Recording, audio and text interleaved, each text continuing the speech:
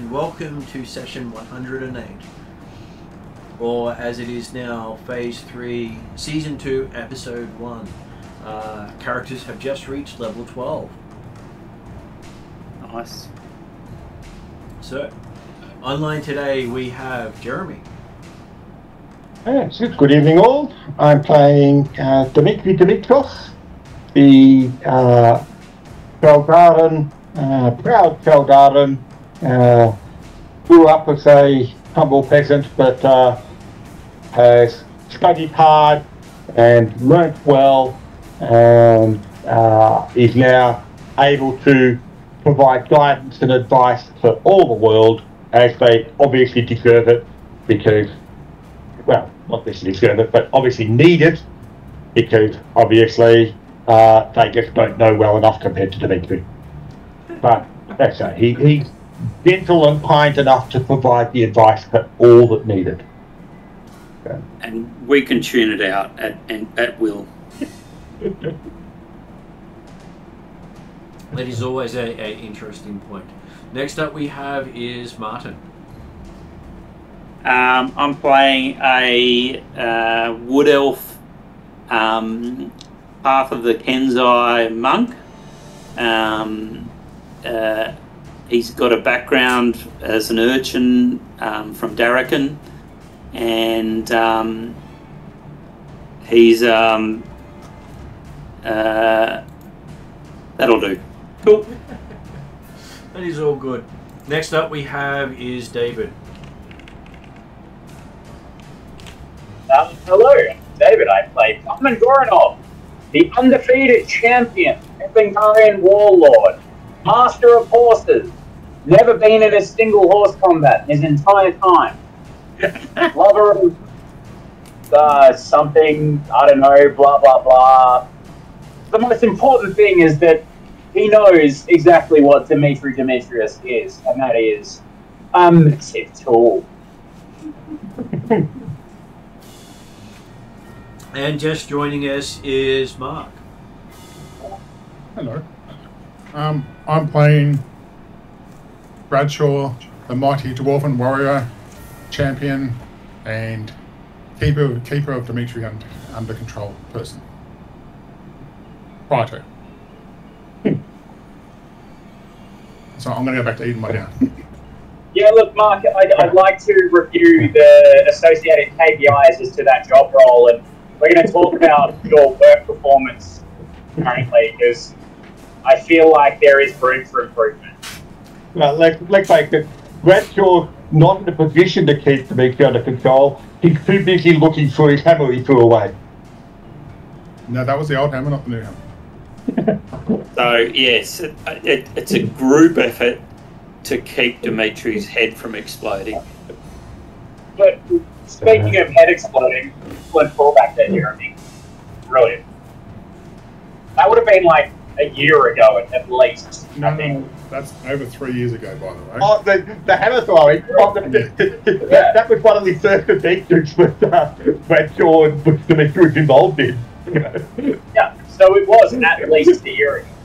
Yeah, oh, yeah, well more. The game time it's been about at least probably at least 7 years ago. Game time. So it was about level 6. Yeah. So I six 7 years ago. If that's level 6 in player time, considering how much we dick around and get absolutely nothing done, I'm sure that was about 17 years ago. Sounds about right. And hey, it's not like Dimitri's ever forgotten anything in his life. That's because he can't remember what he's forgotten. The rest of the party can forget anything that idiot does because it's poured into our brain due to this sheer annoyance and stupidity. And the opportunity to gain full value from Dimitri's knowledge and understanding and advice. Yeah, we wish you.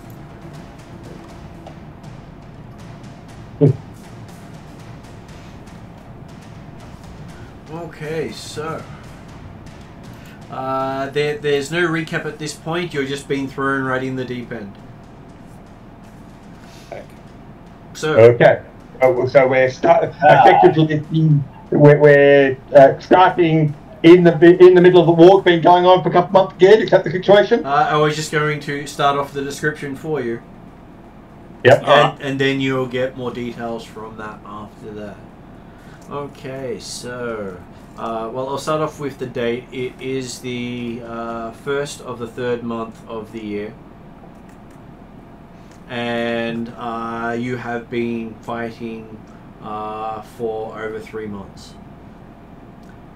Then the world goes quiet. You hear the sound of an unnatural rumble out of the mists as stepped an armored suit, and then another and another, until the whole field of battle is covered with these armored soldiers. Runes on the armor glows brightly in the dark. These are the spirit-powered war machines of those who have fallen to the Master. His major offensive is now coming your way. And then you see floating platforms come into view, each sporting an array of weapons pointing towards your positions. And along their lines they activate with the sound of thunder, spewing forth balls of fire that fly further than the Master's bowmen can reach, exploding as they reach their destination and leaving a trail of green smoke falling behind it, burning anything it touches. So your plans, your defensive lines, and your armies are literally no more. So that is the starting scene for your characters. As you're an advanced scout, because hey, Plumman can't ride his horse inside a fortification. As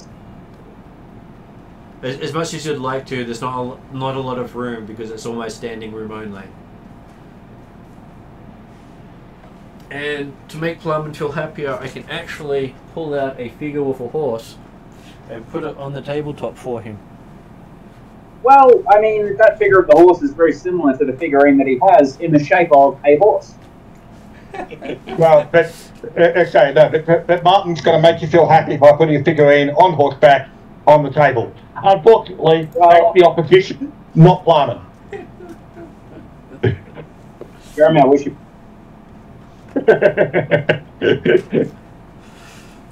So you see an array of blade-wielding automatons in rune-covered suits come out of the mist towards you.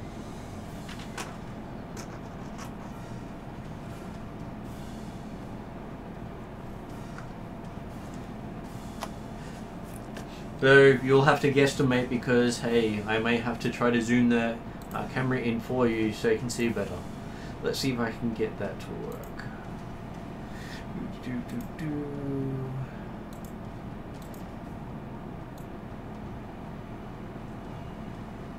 Oh look, I can get it to zoom.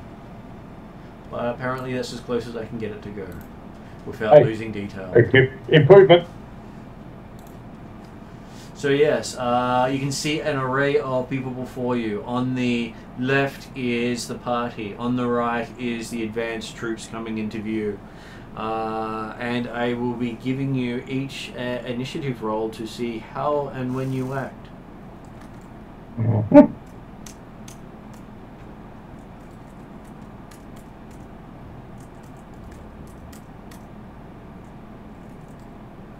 Dimitri's off to a good start.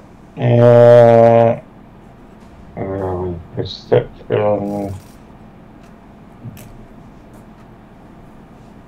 somebody roll 30-20 for me, please? Plus 13. Dimitri got 16.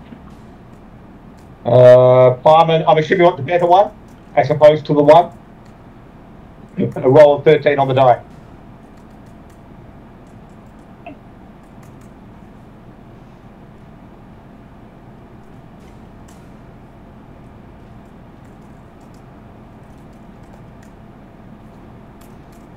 I got 14. Okay, my luck's going to go downhill after this. I got a natural 20 with a +5. Awesome. So after this is going to be ones and twos.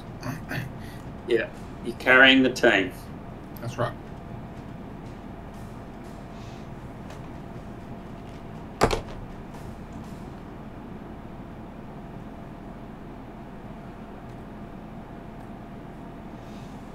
And what was Plarman's initiative?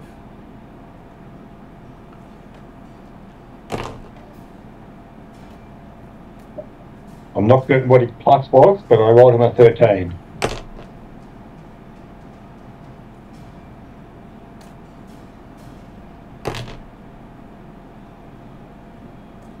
Sorry, just go with that.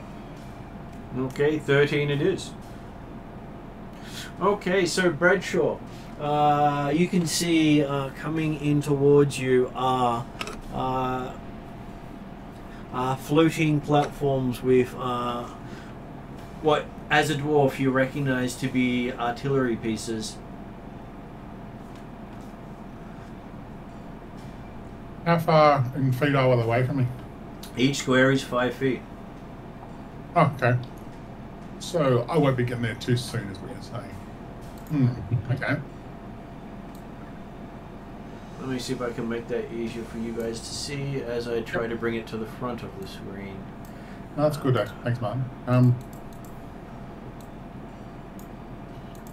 Okay, well, Bradshaw only knows one thing, is to get into combat. Oh, wrong one. So he's 20 feet of movement.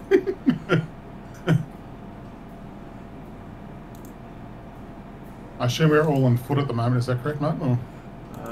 You are on foot except for Plarman, who is on his horse, because you couldn't bring your horse here. And I'm just trying to figure out where my camera disappeared to. Well, your goat would probably be fine. Oh, you don't have a goat anymore, do you? You locked it with your hammer. I have a goat who could be a dragon, but it probably didn't want to fight because doesn't like me doing things to it. So it's not as on that savage burn, by the way. Oh, you go to be. Oh, wait, you don't have one. It's not my brother anymore. It's actually a part-time dragon, part-time goat, but it doesn't like fighting unless it has to. So I'll probably what you did with the goat. Pretty much I'm going to be on foot. So I'll probably move 20 feet forward, Martin. Okay. So there you go. Then I realised that I can't throw that far. So Do you wish to spend your action to move another 20 feet forward? yeah, why not? Okay. And I just say, I yell, bring it. Okay, so you yell out, bring it. As you do so, rushing out of the mists are more of these mechanical monstrosities. Out of curiosity, he rolled a natural 20. Does that give us a background action? He might be able to get halfway there. Technically, he could have a extra move if he wishes to.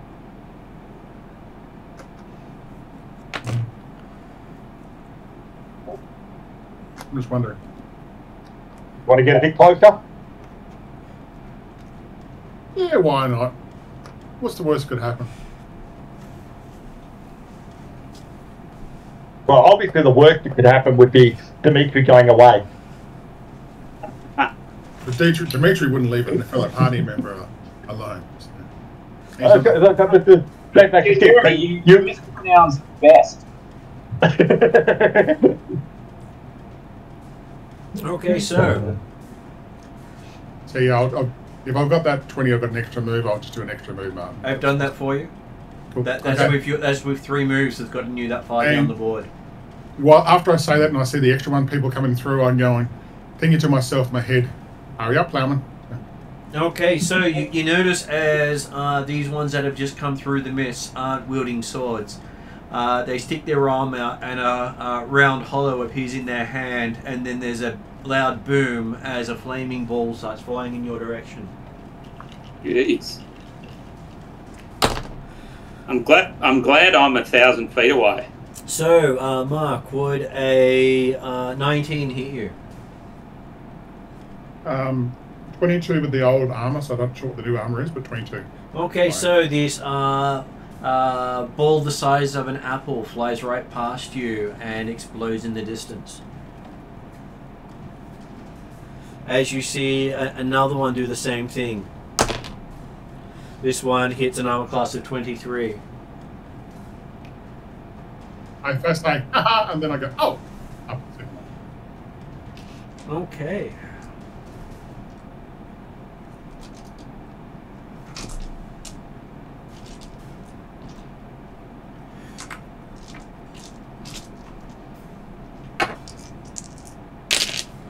So you take 11 points of bludgeoning damage. okie dokie. And give me a reflex saving throw. Dexterity saving throw. Dexterity saving throw. 15. Okay, so that is 38 points of fire damage. 48 total? No, 49 total. Okay. Okay. As one of the shots connects right with you. And let me grab the dice. And you are knocked back 1 square. Oh, All that effort to get forward, and they go and put you back on you. that's so rude. Okay, then you have the bladesmen will advance.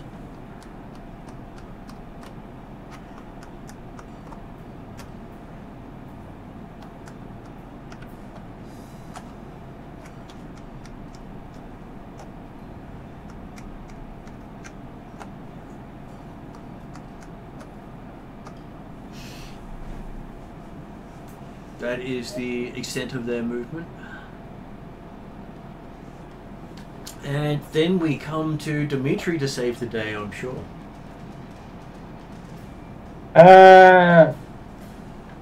Look, Dimitri, it's scary. At this point, Dimitri also gets notification that the Southern Shore has come across mechanical units that seem to be able to drain the life from those they strike with their blades. Mm-hmm. As in, they Okay. reduce your hit point total, not actually cause hit point damage. Yeah. Not that it necessarily makes an immediate difference to Dimitri playing anyway, but do we also get told that these things like electricity? It's up to you how much more they tell you, but most likely Okay. it would be a short sentence, a round. So first sentence was their blades drain life. Yep. Happy with that. Well, it's not like Dimitri would be going with electricity in his first topics anyway, so that doesn't matter.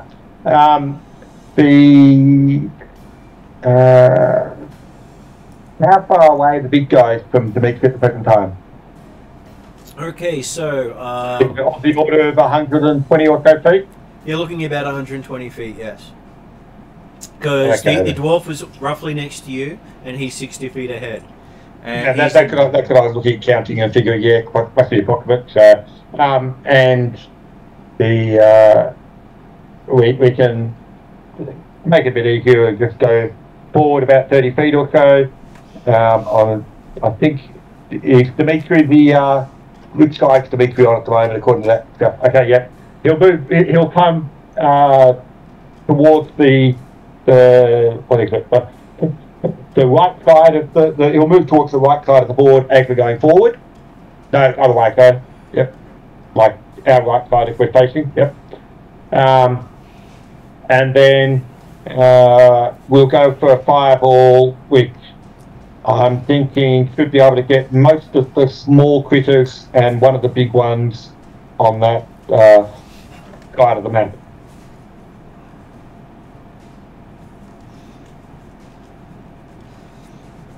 Because it's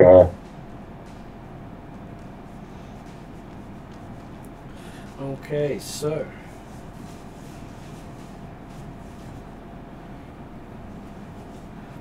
this group, how big is the radius? It's 20 foot. Which I'm assuming is 20 foot diameter rather 20 than foot 20 will foot get radius. all of those ones there. Yep. But you'll aim to actually get the big one in there amongst it. If it misses the upside of the small ones, that's fine, but yep. So technically, you could centre it right in this one and get both of the big ones. No.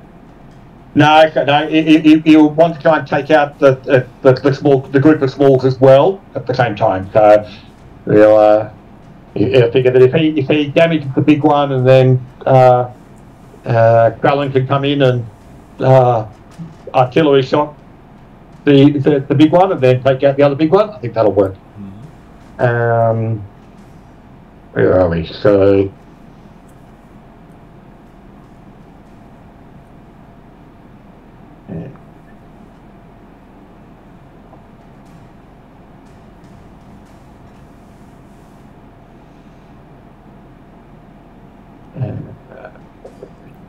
In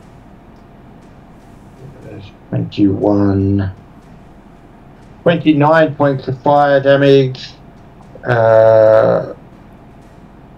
save, reflex save of,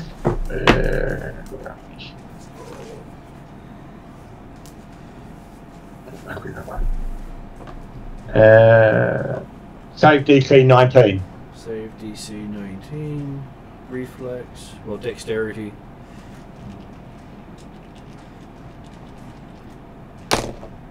Okay, so the group of minions there sort of put themselves in the worst possible situation as they bring up a bunch of shields right after the bolt goes through, pitting it in amongst themselves.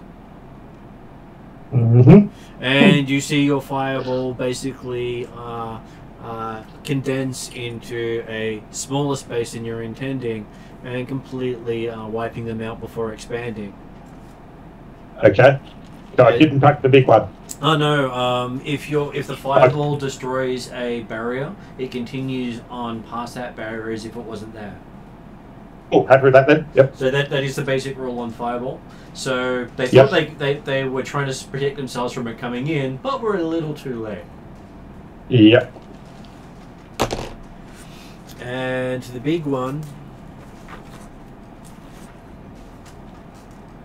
also gets hit, but takes the damage. How much damage did it do? 29.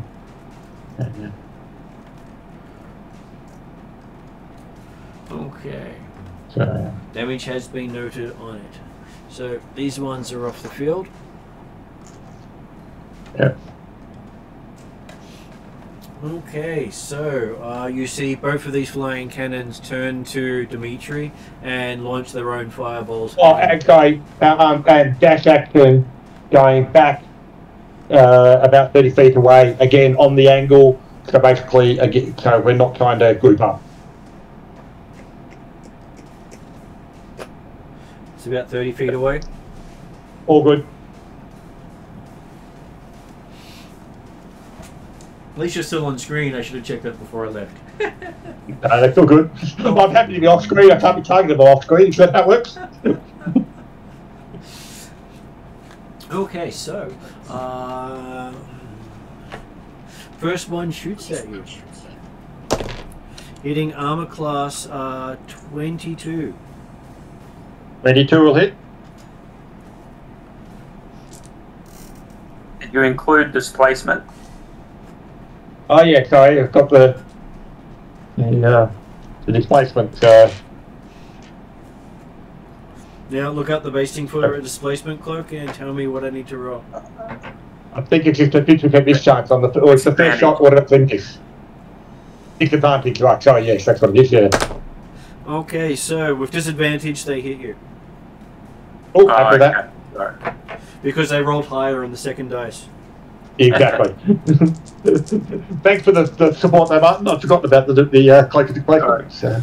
Okay, so the bolt hits you for 26 bludgeoning damage.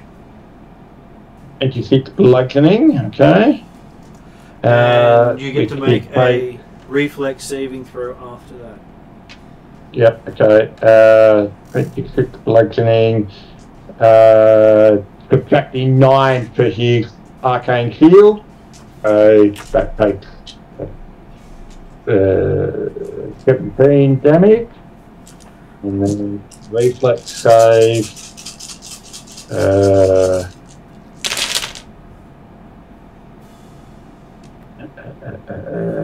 Dexterity save. 22. Do you evade if you succeed? No. Okay, you don't have that ability either on this one. Okay, No. so that means He's you got take your third half level damage. road. So Sorry? you take half damage and it deals 28 damage, so you take 14 fire damage 14. and you'll be able to reduce that. Yeah, 14 reduced by 8. Or take do you do resistance before the reduction or after the reduction? Resistance generally, I'm going to say after. I mean, obviously, yeah, it's more advantageous to do it before, but I'm happy to make it after. So that would be 14 resistance. So 14 for the save, resistance makes 7, and then minor cake makes 0. Okay. Yeah, perfect. Oh, yes, after is better than before for that sort of thing. Yeah. Okay, so you get hit by a meaty ball of flame and it just dissipates. Yeah, and we worked out it with 17 damage, wasn't it, from the bludgeoning? It was 26 damage from the bludgeoning. But he had the 9 points of arcane armor. Yeah, I was just going by the total I did. I was leaving you to keep track of. That guy, it was sort of thing. I wasn't actually on the page for hit points at the time. I thought, 17, what was I doing? That guy, yes. And it sends you back 5 squares. 5 squares. Oh, I'm off screen. I can't be targeted. Well, technically, it puts you right on the edge of things. And so the GM will be nice enough to move you back onto screen. That's right.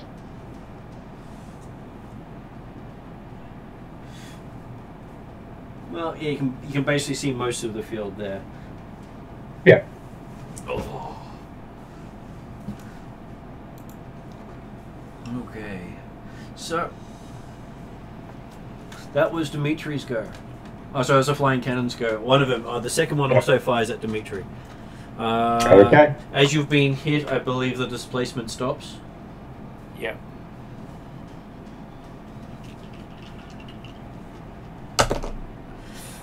Okay, so ouch. So if a 13 hit you, then a 19 definitely will. That would make it a 28. I know, but I'm out of range now because of the extra 25 feet. Don't worry, these guys have about 2 to 3 mile in range. I know. Jesus. Indeed, it did hit. So that makes it a 23 damage. Okay, none of it gets reduced this time, so that's a total of 40 taken.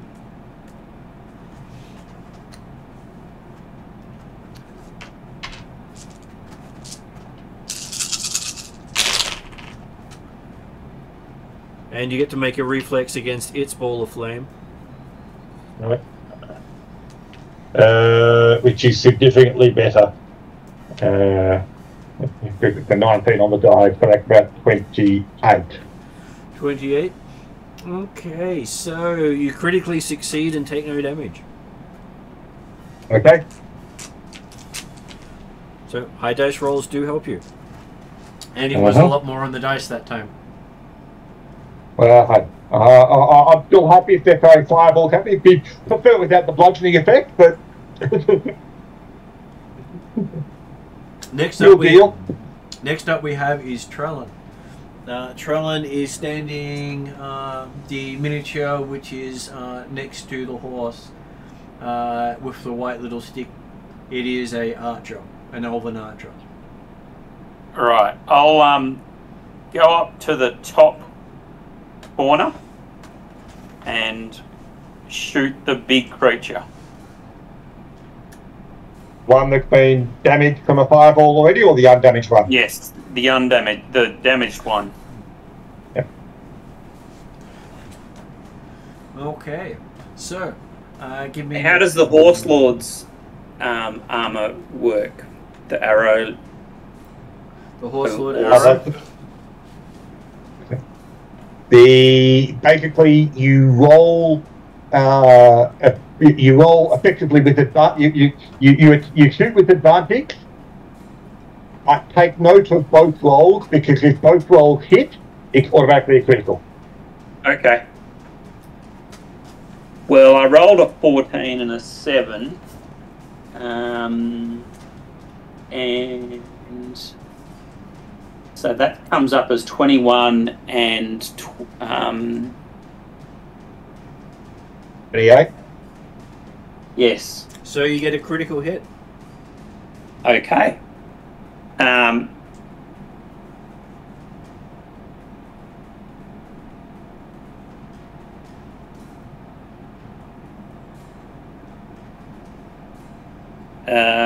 35 damage, which increases to 70 damage. Okay. Mhm. Any dent? It is a big dent. Right. Okay, then I switch to Fatal Arrow.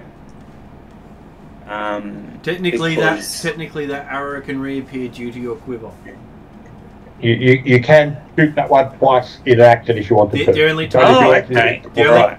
Jeremy, give me a sec. The only time you can't fire it twice in a round is if you're doing a twin arrow strike with the one attack. Okay. So no. So that was a better roll, 14 and 11. Of them. So Cool. yeah. So that's another critical hit. Okay. I think Snake fell with the artillery. He is. And 2 double 8s. So that's 39 damage, which becomes 78. That's kind of good. It is very good Mhm. because it basically crashes on the spot. Nice. Okay. So, you have taken down one of the flying cannons. Next up is Plarman, who's on his horse. Which I'm sure I will remind him is not the first time he's actually fought in combat on his horse in a game actual combat. Yeah, I know. I just enjoy complaining. Okay. It is, however, this version of Plarman's first time in combat in game. So, what do I do? Oh my god, I'm very confused and concerned. No, I know exactly what I do. First of all, the horse that he's sitting on, Regem, the great celestial horse, the eyes on Regem suddenly turn from a celestial hue to a very deep red. He starts foaming at the mouth, and you can visibly see he gets stronger and angrier. At the same time, Simon does the same thing. Probably doesn't foam at the mouth, though. And I'm pretty sure his eyes don't go red. But they both get angry. Regem is going to charge towards the hurt guy, the already hurt automaton. And using the Totem Warrior's abilities to switch between actions of the horse and the rider, Plarman will then attack the automaton thingy metal guy. He doesn't know what this is, but it's creepy and confusing. Are you attacking So, like, are you attacking the ones where Bradshaw's approaching, or the ones behind it? I was going to attack the ones that Martin's character was already hurting. Can you see the board at the present time, David? My apologies, no, I probably should, but I cannot. No, can no, you no problem. direct me to a one that wasn't mentioned? Be aware yeah, that one's down, so Yeah. I haven't damaged anything at all. yeah. No, wait. There's a big one. Dimitri was under attack, wasn't he? Well, there's another one. He's been hit by two of them, yes. And as I say, so there is a big one that's about 120 feet away from you. But if you were going on a straight line towards it, you'd have to go through about half a dozen smaller,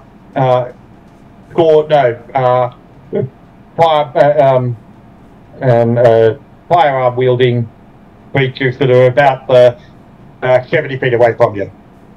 Look, as tempting as that is to fight the big thing, Clyman cannot pass up the opportunity to save Dimitri, so he's actually going to move to the ones that are attacking Dimitri and do some damage on those. Well, that's actually the big one. So, how far can Regen move? How far can Regen move? Oh, he also has the run feature, so even if I need to do a triple, he'll get it over. Oh yeah, so you could go around the blade wield or the smaller guys that are in front, heading towards Bradshaw to get to the big guy if you wanted to. And you're in combat with the big guy? Okay, not melee combat. We've been firing at a distance from each other. Like we're technically about 120 feet apart at the moment. My apologies. I do apologise for not picking that up. What? I'm almost home. All right. You know what? Let's do that. Over the big guy, going around the others. Yes. Cool. Oh, in fact, actually, you can always do a straight line. So I would picture you as a different character on the board. Yeah. Yeah. All right. So, whatever the most efficient way or the smarter way to get this there is to get to the big guy, we're going to do that.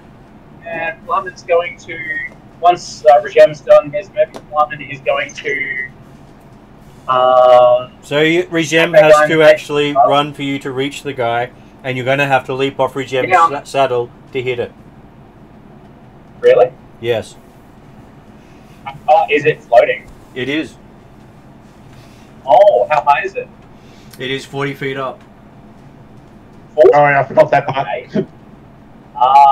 Well, I can't say what I want to say because this is a PG time recording. Then I do apologise. I'm going to have to take that move. I'm just going to have to attack the guys on the ground that I was originally going to pass. My apologies.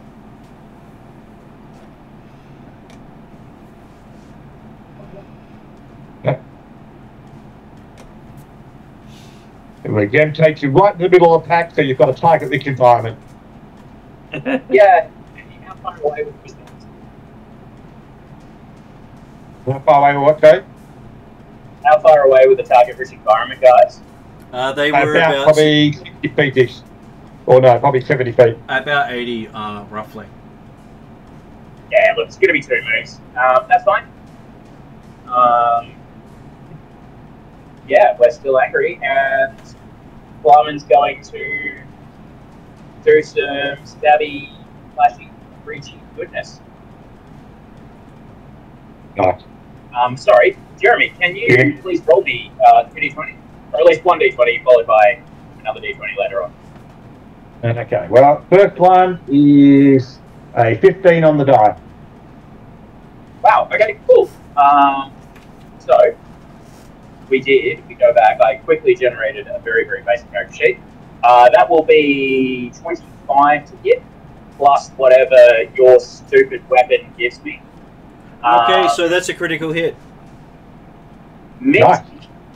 Do we remember how much damage this thing was doing normally? I'm pretty sure it was somewhere along the line. It's base of D10s. So 3d10, I believe. Yep. 3d10? Jeremy, can you roll me 3d10, please? Well, actually, I think it's 5. It's actually 5d10 to be honest, because I forgot about the magic enhancement on top of your training. Yeah, I'll be honest. So that does actually sound a lot more familiar.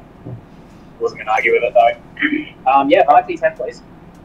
Total of 20 on the 5d10. 27, 50, 4 damage. 4. Okay, the one you hit is shattered by your blow. And next attack, please, Jeremy. 14 on the die. 24 plus magic. That one also becomes a critical hit.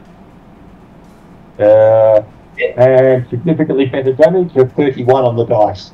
So 62. 31, 38, 76 damage. That one also shatters with your blows. Both Regem and Flarman scream out in joy as they're screaming out in ecstasy and rage at the same time, expressing the joy he has to finally be slaughtering his enemies atop Regem. Okay. So you maintain the rage. And he mentally gives thanks to all of his ancestors for giving him, for passing on the skill and the power to defeat these idiots. And obviously Tamiki for allowing him to be here in the situation. Yeah, cool. Gonna take my extra non-existent action to finally draw my bow and shoot Dimitri in the back of the head. No, okay. No, that's Mark's curse.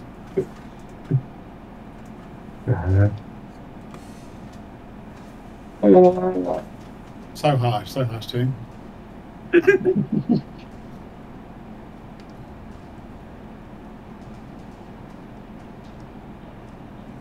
And that's the end of my... Whoa. Oh, we got another couple of big things that have just come onto the battlefield. They look like they're on the ground, though, well, but we will find out in a second. Okay, so you see three huge mechanical constructs with spinning blades out the front of it start moving in towards Regression Plowman. But Plowman, in a brief interlude of the scene, slowly looks up to the giant metallic things and laughs with joy.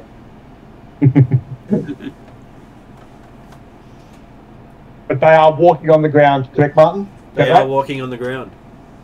Yep. Do they just move in? That's the full extent of their move, is it? Or their actions? They did a double move. Marvellous. For your reference, David, they've moved, so the closest one is about probably 15 feet away from you. Although there are a couple smaller, like a medium-sized creatures still in between you and them. So, excellent. And I'm sure Bradshaw will deal with those. Look, Jeremy, you said 15 feet. I got 10 feet range. I'm cool. I didn't think it was going to be a major issue for you. No, not at all. And then a walking cannon makes its way onto the field. This is so cool. And it lines up Trellin and opens fire on Trellin. Though it would only hit an armor class 19. That's on the first attempt at disadvantage. Yeah. 13 was the lowest, so it goes sailing past, and you see a barrage of balls about the size of a coconut go flying past, pulverizing the countryside behind you. Nice. As you see, they seem to bounce about 400 or 500 feet along the ground, causing damage as they go. Mm.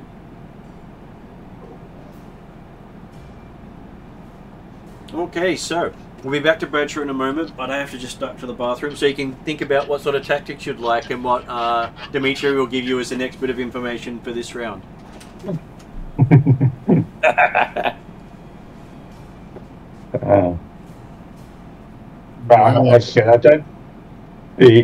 One of the important things is don't use electricity on these things, it heals them. No issue with me. I have no magic, so it's all good. Well, I say I don't think that's going to be an issue for most people in the party. So I've got fire, but I don't tend to use it. Well, I mean, fire works, but obviously, yeah, for you, you've got your arrows that will be the artillery shots, so they're good. Yep. Cool, I've got 3 attacks this next round if I get within 20 feet of them, or within feet of them, so... And then I've got actions, so if I get it, so... Okay, it looks like there's at least one of the small guys is probably about 20 feet away from you. Although it looks like the... can you see the board, Mark? Yeah, can see it. So I've got a returning throwing Warhammer, so I can use that if I really have to. So which is I think a 10 feet range, which means I should be able to hit most of the small ones. So I mean, that actually said it comes down to whether or not we're better off taking out the rest of the small ones, which I think there is about 4 or 5 more of them. Yep. Or whether you think you can take out one of the big ones. You can see more small ones coming out of the mist, so you're at the front of the advance. I mean, the other thing to remember, of course, is that Dimitri can throw another fireball, and if they've got the same sort of limited saving throws as the shieldman did, then he can probably take out the small guys without too much problem. And he can even cast fireball now, and he can avoid Regem, Plumman and Bradshaw. Okay, so basically, do we have any hit points the small ones have? Or I couldn't quite work it out before, so... Well, effectively, Plumman did 70 plus points of damage to his 2 hits, so not surprising they died, and the shield guys on the saving, they rolled a 1 on the saving throw against my fireball, so they also died miserably. We haven't really had any indication of... We know it's less than 70, but how much less, we don't know. Okay, fair enough. I'll find out. Okay, when Martin's ready, I'll get Bradshaw to move 20 feet to the closest small guy. Please. You are there. I shall swing my mighty gnome warhammer. I can't contradict in terms, you know. That's a 21. The GM will give you an advantage for ignoring the Dwarven heritage. Oh, okay. Didn't help it. Still 21. You hit. Okay, that's 48 plus 6. Well, that's not a good start roll. That's 6 plus 8, 14. 20 points of bludgeoning damage. It's still standing. It's still standing. Okay. This swing 2 of 3, so I'll swing again. Now just one roll for this one, I assume, Martin, or 2 rolls? Just 1 roll. Yep. That is 27. That becomes a critical hit. Okay. Nice.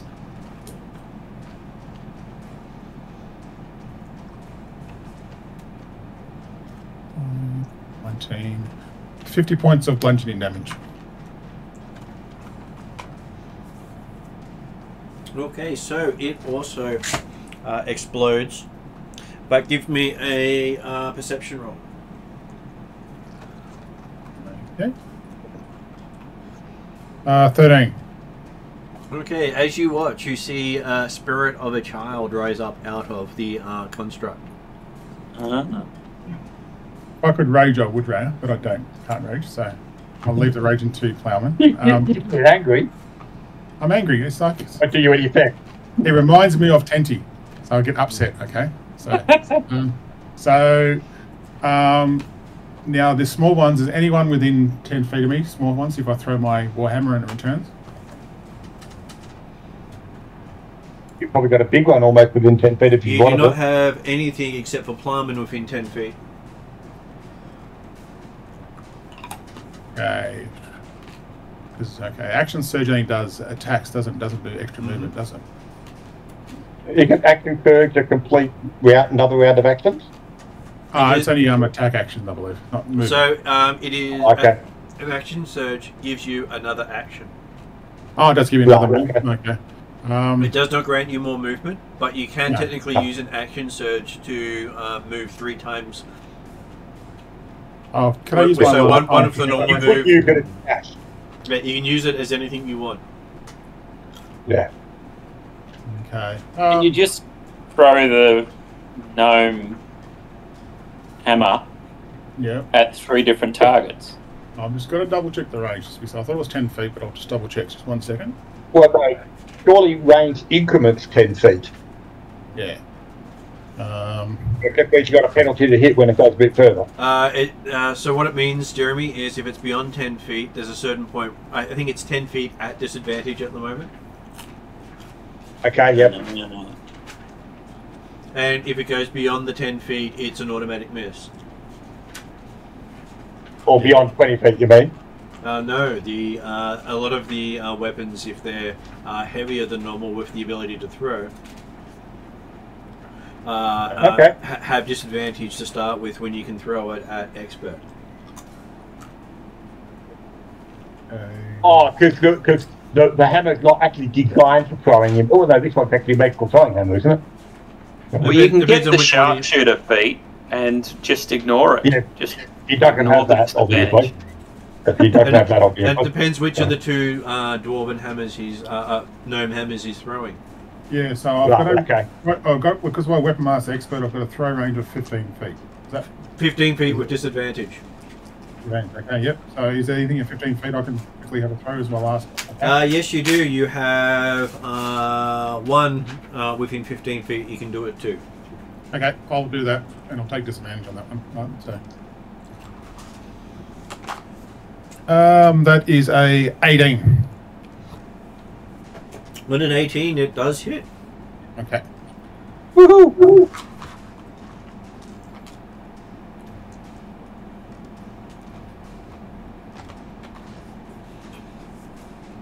29 points of bludgeoning damage. It's still standing. Yeah. And yeah, look, I want to give Plowman something to hit, so I didn't want to take it all away from him. So, and I'll hang on to my reaction too. I was going to do a second win, but I thought, oh, see how I go. So, and I'm recording I'm recording my hit points as well, Martin, for you. So, yeah. Cool. That's it for me. So. Okay, so a bunch of the ones on the side of the battlefield give themselves position to shoot at Trellin. No worries. Would a 19 hit you? No. So they miss. Woo!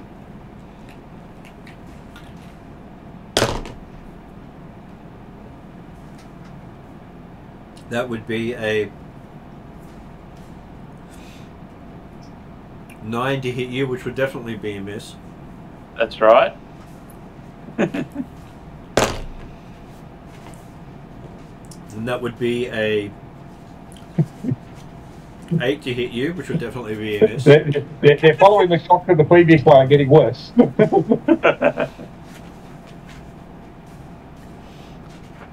Okay, these ones moving a little closer and shoot at Regesh.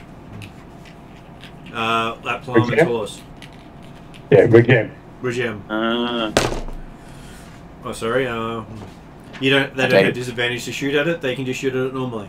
So 2 of them hit. One hit a armor class of 17, and the other one 18. Sorry guys, my headphones are being fine.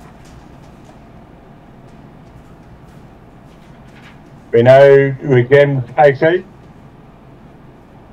Not at the moment, no. Is it likely to be less than 20? I'm going to say probably not, but also maybe it's going to be around that because he is barbarian with a lot of constitution.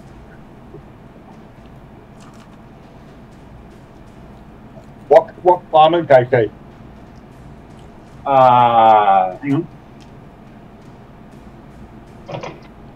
Sorry, I'm just moving around at the moment. Where am I? Lyman's AC is going to be 17. Sorry, 18. I'd be tempted to confuse with Gem KT the same, unless you think it's going to be wildly different. It's going to be higher, yes, because he's going to have. Gem's going to have more constitution, yes. Well, constitution back in effect, KT. Yes, it does. For a barbarian. Oh, for barbarian. Okay, Barbarian, yeah. Well done. Well, give him 20 AC then. Okay, and then the other two also shoot at Regem. And apparently Regem has plot armor. Nice. Well, that's what I get for going for the mount. It's such a uncivilized way of fighting. Okay, so you see a bunch more come through the mists and start working on the downed vehicle construct. And then more come through. Jesus. This is not good.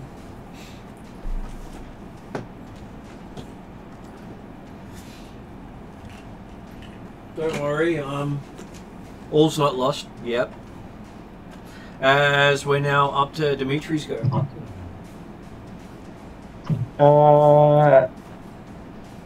Dimitri will. Well, if it's Dimitri's turn now, all is well.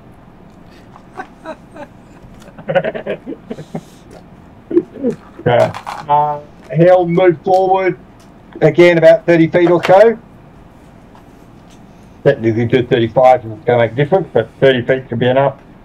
And then that should put the guys who get moved closer in, well within 120 feet. So, and we'll go with another fireball. Where am I? Oh, yeah. Number quickly put on intel. Yeah, that's fine.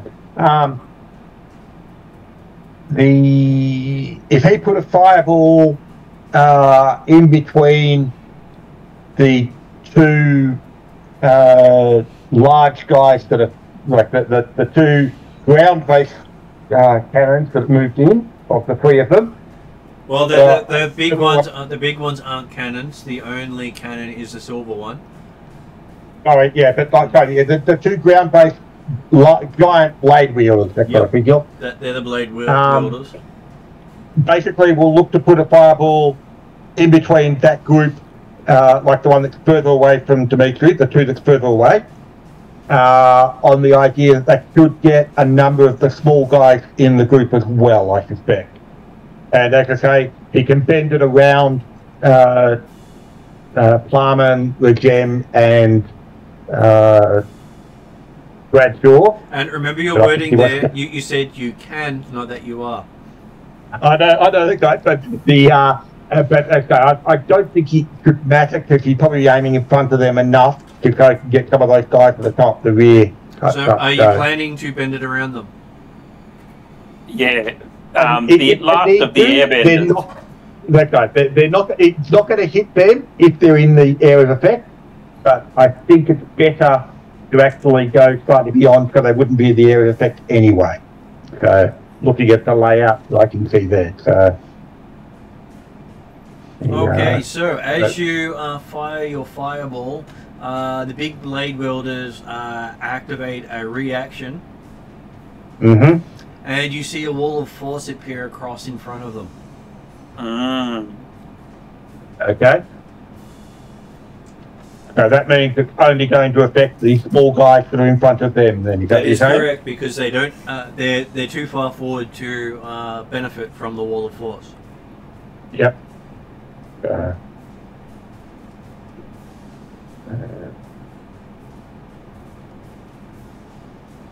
Did it look like both the ones that were being attacked activated that wall of force, or just one of them? It looked like all three of them activated the wall of force. Okay. You're sure that it does require more than one to do so? Okay. So, in which case then, the small critters, they...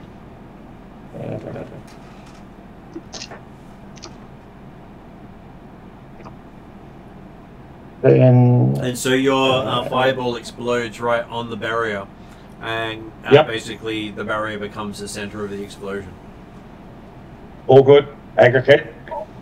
The others, it can bend around the others without affecting them. 10, 18, 24 points of fire damage. And what's the DC again? 19. Okay, so they critically fail again. They got 10 below the number. Nice. So sad to see that. That'll hurt them then. Okay, so you kill Still from Plowman. I don't know.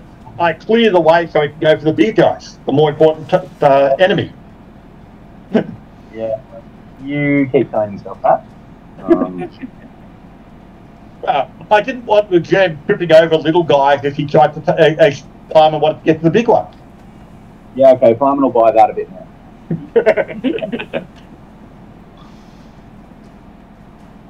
Besides, it was also necessary to actually clear the way for Bradshaw to clomp his way forward. Yes, well, Bradshaw is very small. Very small, yes. And then, again, Demetrius effectively not go too far further back this time, but just move off to the side a little bit as well to make certain there's still plenty of space between party members. Okay.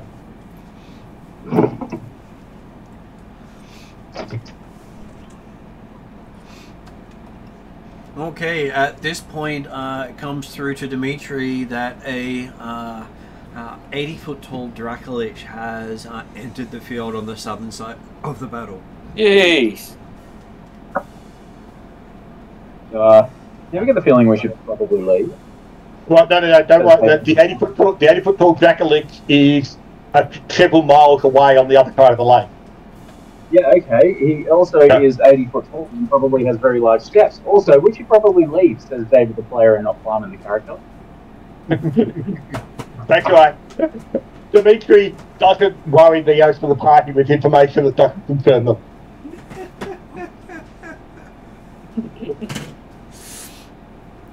Okay, so these will represent more gunships coming into the battle.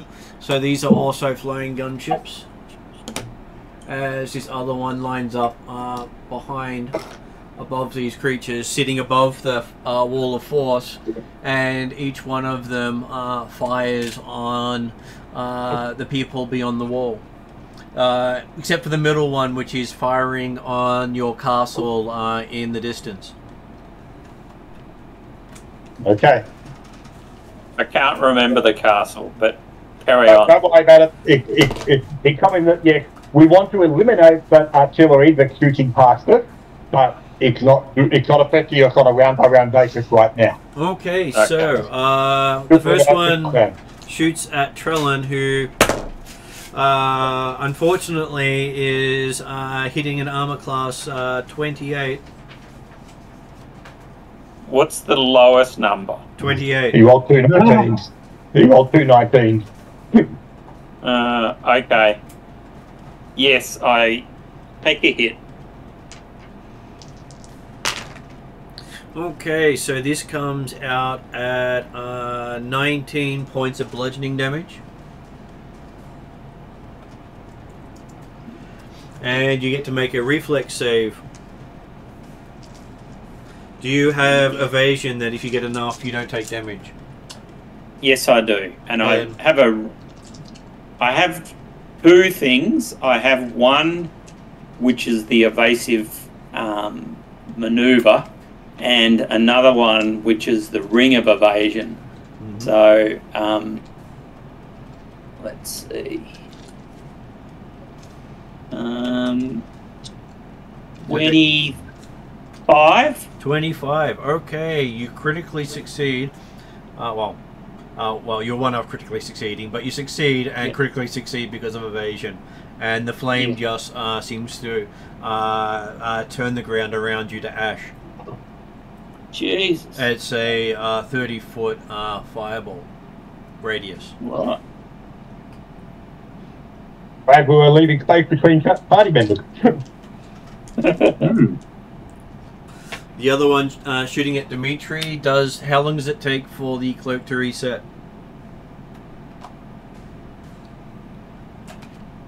But from it, you know, Martin, you can actually, you can, once you've been hit in the combat, it doesn't affect?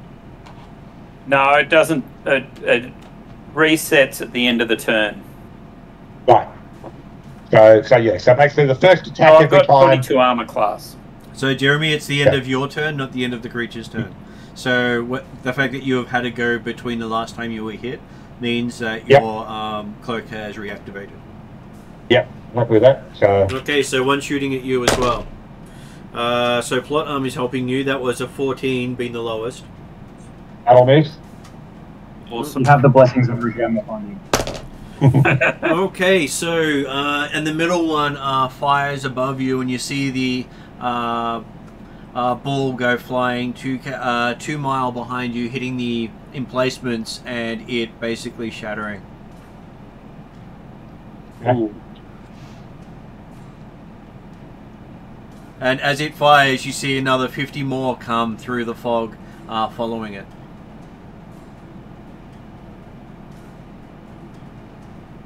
Mm-hmm. 50 more like artillery pieces, you mean? 50 more balls of flame dropping corrosive smoke behind it, hitting the battlements. Okay, like, yeah, it was a great shot, scatter shot type or no, okay. When one fired, the others fired at the same target. Right. Out of the smoke behind. Right, okay. So again, we've got to take out the forward spotter. Okay, so that brings us to Trellan's go. So there's a couple of little guys that haven't been mentioned before, and they're under the flying gun. These are above the wall. Okay. You've got 3 targets that are flying that you can shoot at quite happily, and that are the ones that are causing the damage to our defences to the rear. That's not what the word must open. Flying gun, and 3 that are above the wall. So the 3 spotters in front, so are they... This one, and this one have created a wall of force in front. Yeah. Okay. But ignore those, go for the flyers. Right.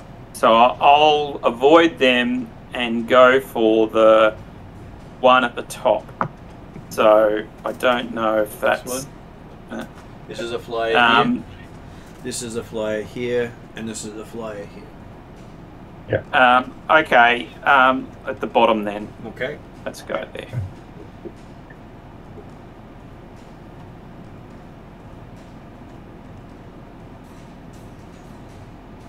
Uh, 21. 21. Okay, so you just hit. Okay. Is that with both rolls? Yes. So 21 on both rolls? Yes. Makes it a critical hit. Yeah. It's only 30 points of damage, so 60. Okay.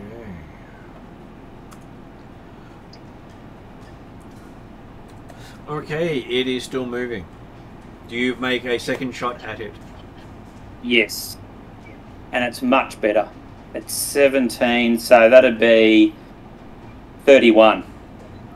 And the second roll? Less than that. How much less? 13.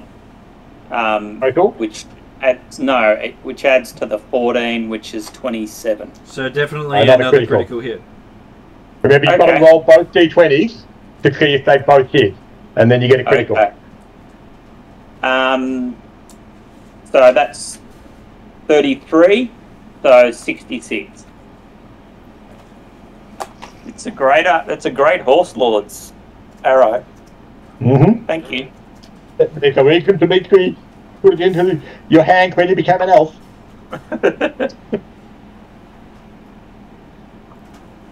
Okay, so this one crashes to the ground as well. Nice. Okay, so that brings us to Plum, and you see a wall of magic between you and your target. Do we know how far the wall extends? It seems to extend quite a bit either side into the corrosive mists.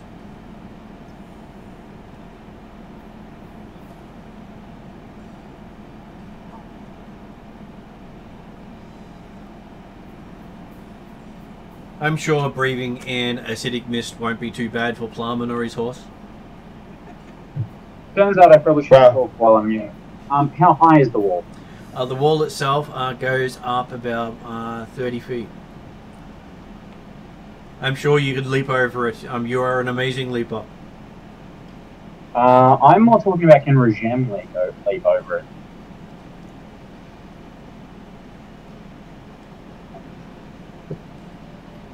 Remember, Regem might have to back up to get to go the hurdle, because technically the wall is effectively right in front of Regem at the moment, maybe 10 foot away at most.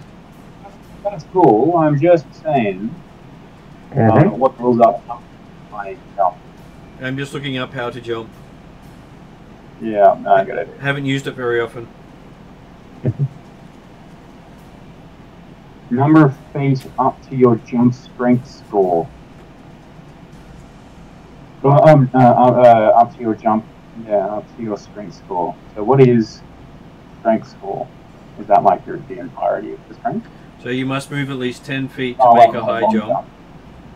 High jump. And it can jump equals 3 plus its strength modifier. Okay, so almost enough, but not quite enough.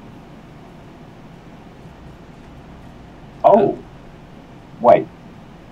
Yeah, the GM might allow you to make a strength athletics check to jump higher than you normally.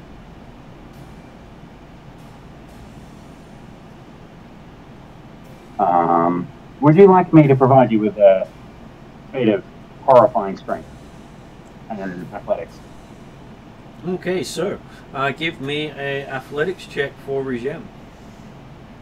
Yep, okay, we're still rage, so let's do it at advantage. I'm going to have to look up horse 5e stats and haphazardly add some levels, add 6 levels, sorry. Are we level 11 or level 12? You are level 12. 12. Yeah, so 6 levels of barbarian on top of that, base level of 16, base strength of 16 for a basic riding horse, but we're not a basic riding horse. Yeah.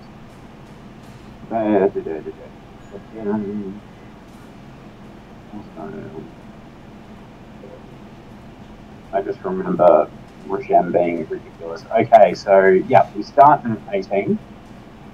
We're at, so let's just assume that he has a strength of 20 for the moment, considering the level that he has. The strength's going to be the first thing he touched on.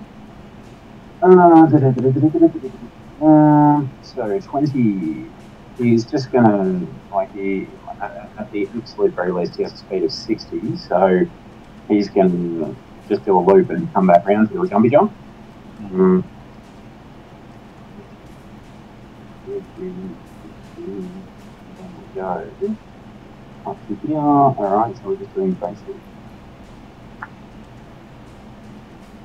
What's proficiency at level 6? Proficiency at level 6 is +3. +3. Jeremy, can you do some braining for me? Athletics as a chosen skill, level 6. what's it going to be with +5 modifier? Sorry, so you want a die roll, or you want to work out what the modifier likely to be? Yeah. I'm so sorry, guys. All of my stuff written down. It's perfectly organised. And then the phone break itself. Yeah. Well, we've got 15 on the die. So it's at advantage, by the way. I had advantage. Quickly. That's still 15 on the die. Yeah, cool. Happy with that. It's very least +5, so 20. Plus proficiency, it's going to be an extra 3. 3.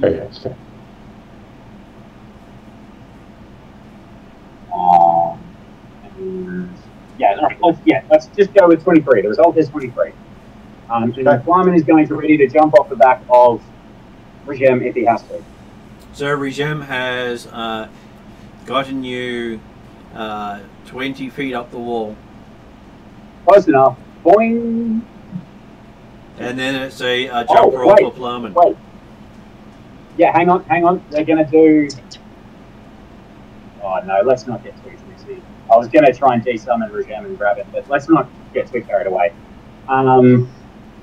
Yep, so, Flyman's going to do the jumpy jump, which I'm pretty sure he's just going to automatically succeed anyway.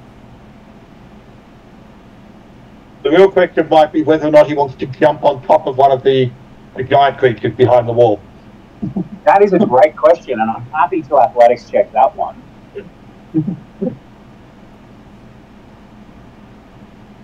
Give me an athletics check for Flyman. Jeremy, at advantage, please. Well, I'm glad you got advantage, because one of them was a 1 and the other was an 18. Amazing. 28. Okay, so you do this amazing flip over the wall and land on top of one of these great creatures. Damn, that would have been cool. So you've traded your mount for a mount. Good to see. Yep. Oh my god, hang on a second. I have a lot of skills to use right now. And as you land on the creature, you hear a childlike voice going, "Hello," sounding like a little girl. Little girl try and kill me. Little girl needs to die. I mean, well, what did it say, sorry? Hello.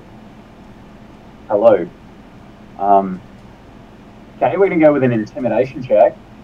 On your next round, because you have done your actions this round. I mean, not really. I've jumped. Flyman has jumped.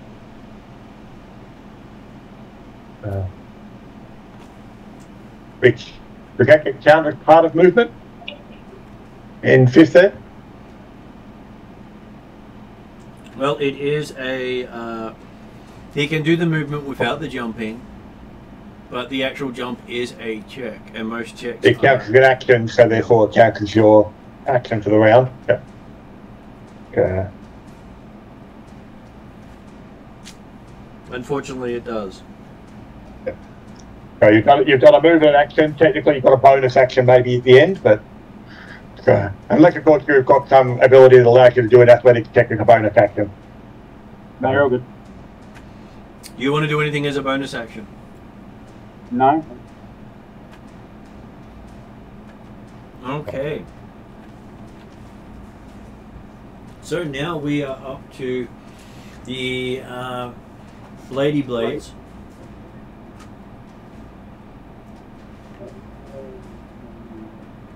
Don't expect me to come as an action. It's part of your group. No, it's ambiguous, doesn't it? Okay, I don't know either way, so. Yeah, look, skimming over a few different articles, people disagree with each other. Everyone has their own interpretation of how most things work, which is where Pathfinders explicitly has made most of those things actions. They simplified it greatly. So, while you're up on top of it, the wall of force behind, between you and them, between the rest of the party and the blades drop as the blades move, and they move to a flanking position of Regem and Bradshaw. Bring it. Hey, Mark. Yeah. The good thing is that Regem is also a totem warrior barbarian, and he's a wolf totem, which means he also grants flanking to you as well. Okay. Okay, so the first huge construct hits an armor class of 23 and 17 on Bradshaw. 17 doesn't hit, 23 does. Okay.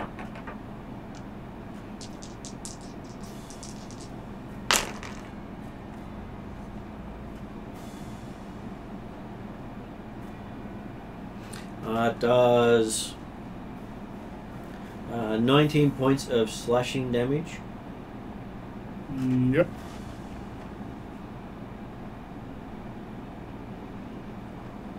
That's 72 hit points. Yep. And the 19 points of slashing damage reduce your hit point total by 19. Oh. Your hit point maximum. Yeah.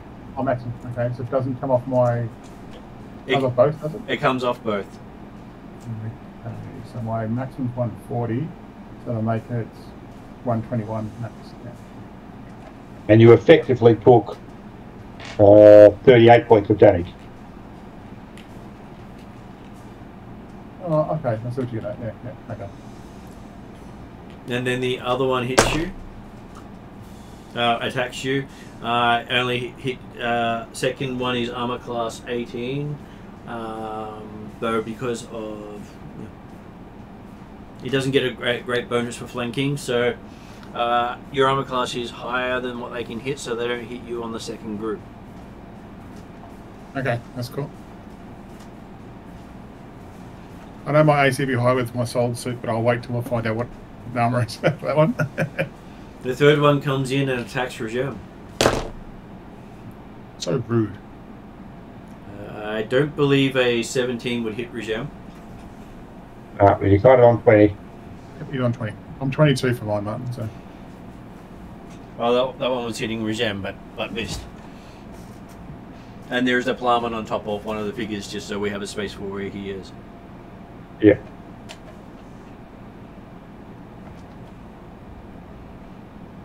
And now that the wall's down, the big silver walking cannon just fires 2 shots instead of walking, and you see and hear another 100 coming from the clouds behind you, arcing out over the sky. It's like the entire sky is your afire. target, Trellin. That one's your target. Right. As you watch the Fort Lakeside Keep that you've made your home for the last 3 months start to turn to rubble.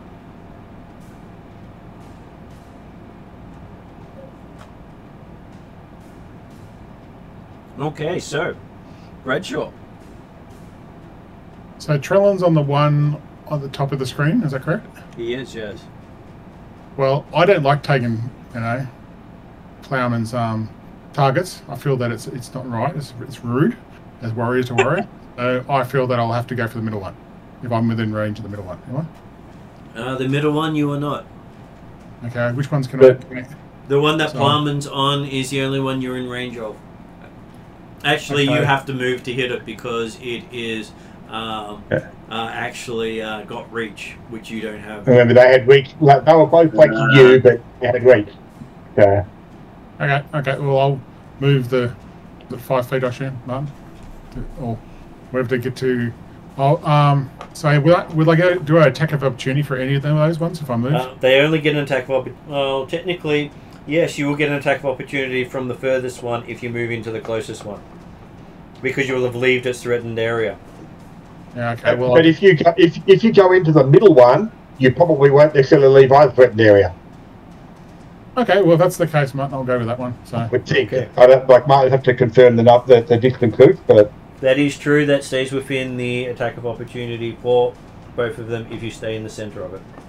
Okay, cool. Okay, time to unleash. Okay, Warhammer on that middle one. Then.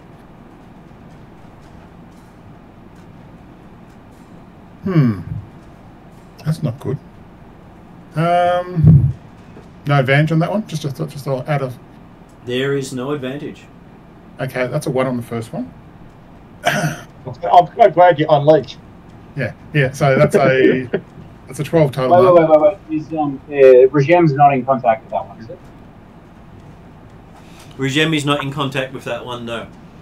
Okay, so with your 1, your hammer sticks to it. Damn it. Have you got unlocked another hammer? Okay, can I... it's going to take action to pull it off, isn't it, Martin? You're going to say that. You're not sure you can. Okay. This is where I wish I had a second weapon. You're a boxer that only takes 1 weapon around? Oh, I've got the...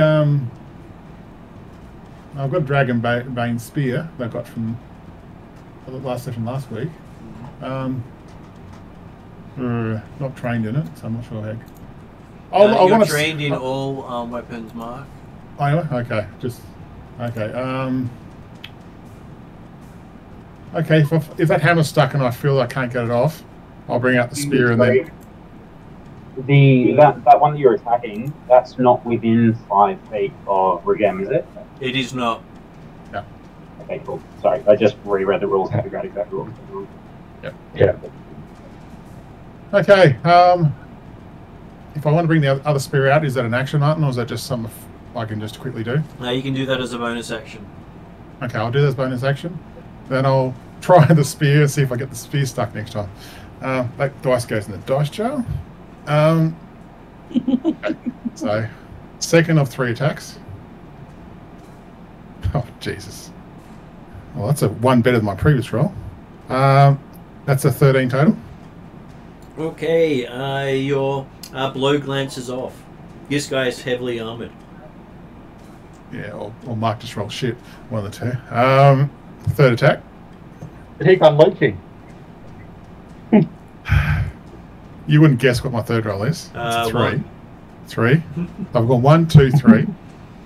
So I assume a 14 won't hit as well. A 14 also glances off. So will you spend an action surge and do 4, 5, 6? Get 5, 6, 7. No, yeah. 4, 5, 6. Look, if we could pull it off, Martin, that's going to be a great video for you. So I think we definitely should do it. So I'll use my action surge to see if I can get a 4, 5, 6. No, I got a 2 again, so I didn't make the 4, 5, 6. Okay, so it glances off the armor yet again. Okay. Not even scratching it. Well, my spear just stuck to the thing because I got a 1 again on the spear. Another 5th attack. So you got 1, 2, 3, 2, 1. Nice. Yeah. I think that's a record. I think I should get some sort of bonus for that, Martin. That's a really great rolling effort, that one. Okay, so it actually yanks the spear out of your hands. Yeah. Your bonus is they're going to ignore Bradshaw for the fight now because she's obviously useless. This is just fair. Okay, my 6th attack, my last attack on my action surge. I'm just going to punch it because I've given up now. Sure. So. And that's a 21. Okay, so you hit it with your hand and roll Take a d6. Sorry, Martin? Roll a d6. He's got a gauntlet. A d6, you said? Yep. 3. Okay, so you feel yourself stunned by the blow as your hands now are feeling a bit numb. The armor protected you from damage. You reckon if you hadn't had your gloves on, you probably would not have kept your hand in one piece. Okay. There's a lot of dwarf swearing right now as a free action. looking time. Yep, throwing away another hammer. And a clear this time. A lot of dwarf swearing, that's what you hear from in that area, so that's me done, man. Okay. That's ridiculous. I can't believe I got that. So many bad rolls. This group moves over and starts working on this fallen vehicle.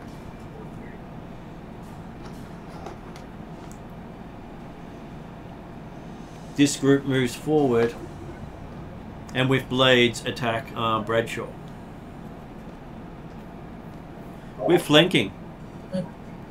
Okay, fair enough. As he hears them saying words in Elven, basically death to the infidel.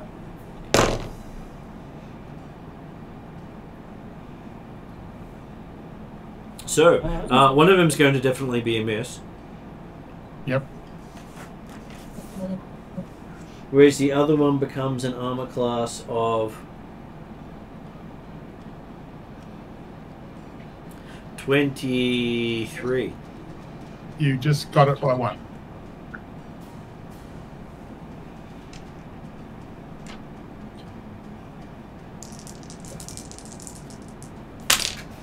Okay, it hits you with its blade, doing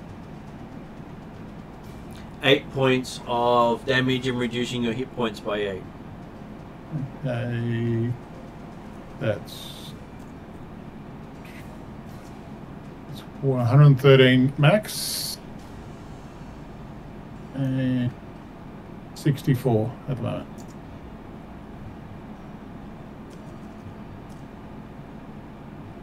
Okay. And the other one seemed to have frozen in place while striking you. It seems to have locked up. You see that their blades come out of their hands. And on the other side, apparently another good roll and a bad roll. Can he knock my hammer off the beast, maybe?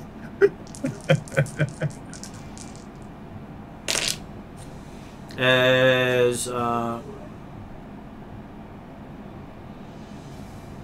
that becomes another 8 points of slashing damage and 8 points from your maximum. 56 at the moment and max of 105.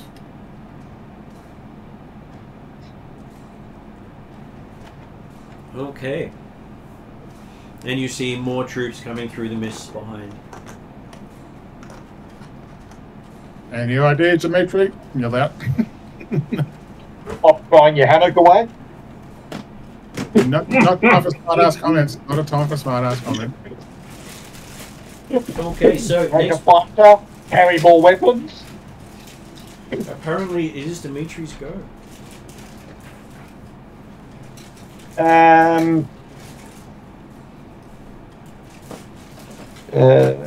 Based on the information gained from down south and from what I've understood of what the constructions do now, do I feel like they could put up another force wall if they were if another spell came their way? They can do so as a reaction.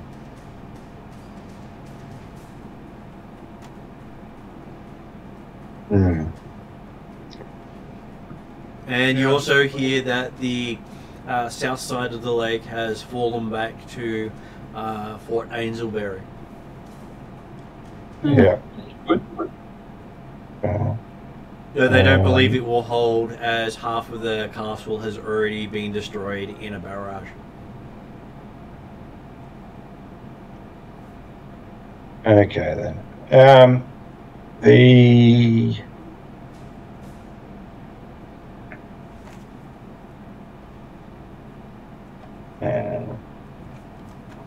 We'll go with then a flame strike, so that therefore it's coming down from above, and therefore we'll hope it should go behind their fourth wall.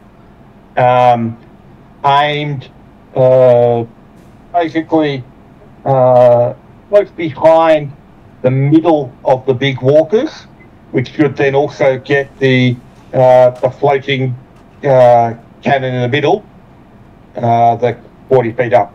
So it does 60 feet tube, doesn't it? 40 feet high cylinder, so yeah. Right, 40 feet up, it's just above the cylinder. Yeah, okay. I don't suppose we should set the height, the centre of the spell 5 feet above the ground? No, you pick a ground target. Yeah.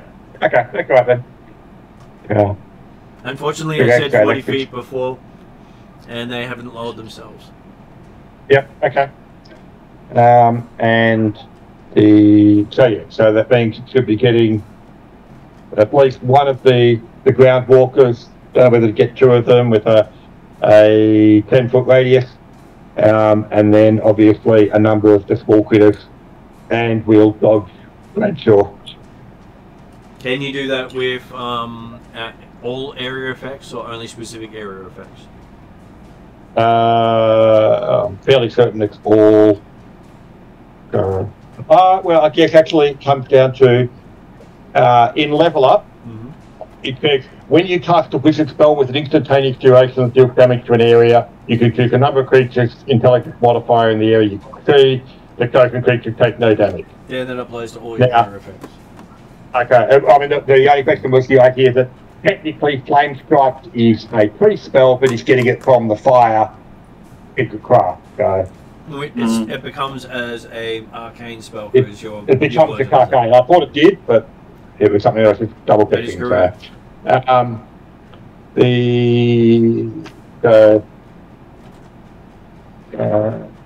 I'm not sure if it will make a difference to purposes, but just in case.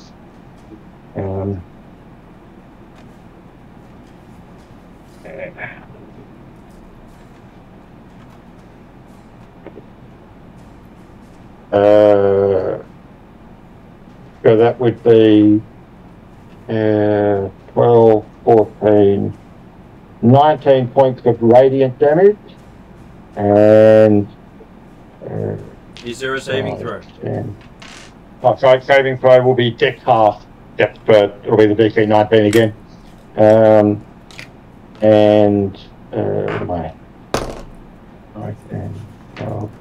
19 points of fire damage. Okay, 20 points of fire damage.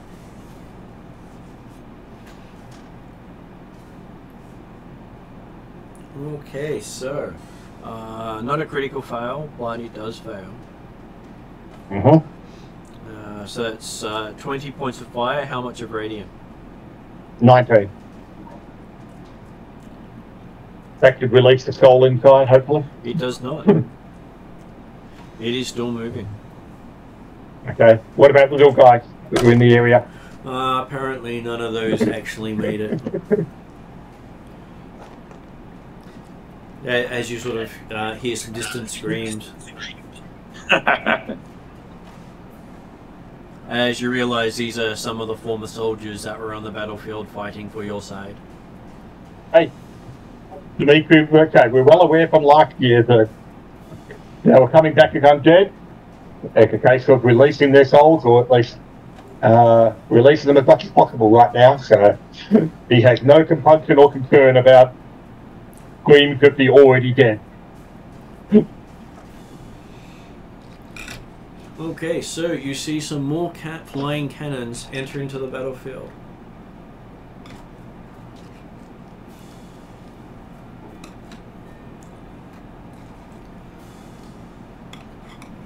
As they move through the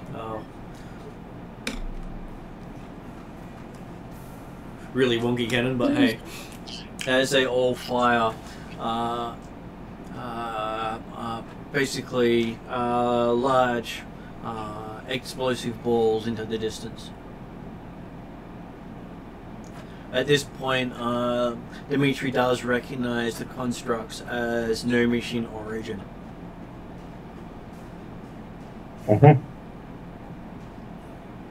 having been to, I will give him a knowledge check. This would be a good point for him to do a knowledge arcana check.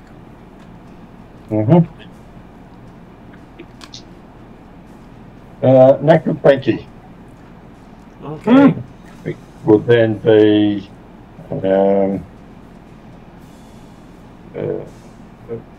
technically you get another bit on that too, so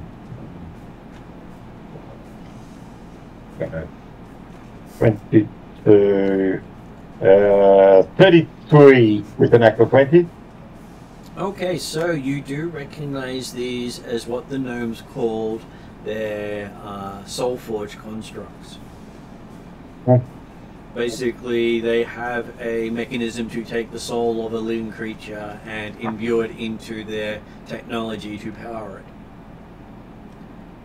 Yep. And it can give the technology sentience.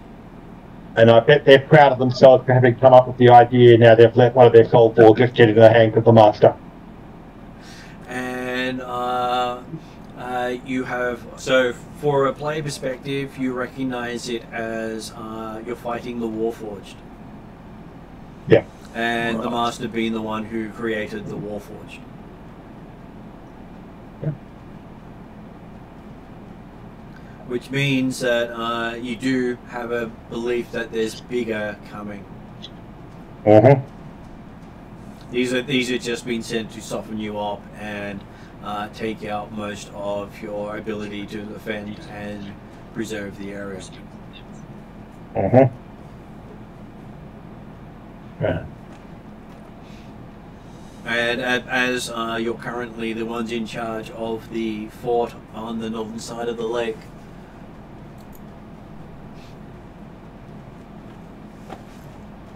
you don't believe there'll be much fort left by the time you get back.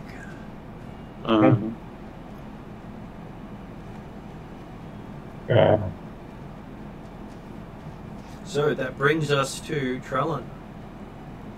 You can also see that there are hundreds more of the small armored men coming through the fog, or constructs as they are. Okay, so those ones that have just joined us, I'll have a shot at one of them. No, you're going for the spotter for the ranged one, remember? Admittedly, there's another 4 or 5 of those spotters that have come forward. The idea is if you took out that spotter last round, then at least there would have been one less round until you get the background. Okay. Let's do it. Okay.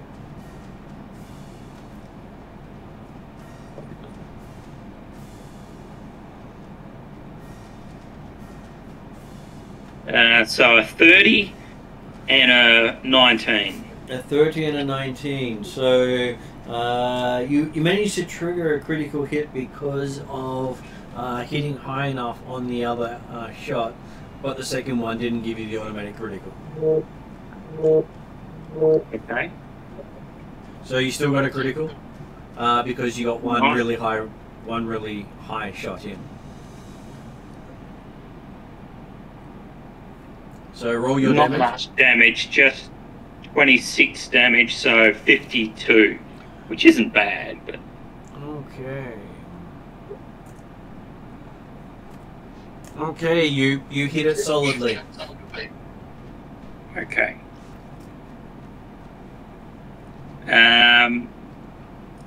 Well, a 3, so that's 15, and then 15, so that's 29. So that becomes another critical hit because of both of them hitting. Nice. That's a better roll. So that would be 64. Okay, it is still going. Jeez. Okay, that brings us to Plumman. You're on top of the beastie all the way over here.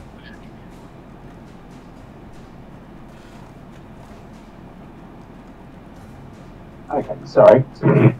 Well... You're riding the Warforged.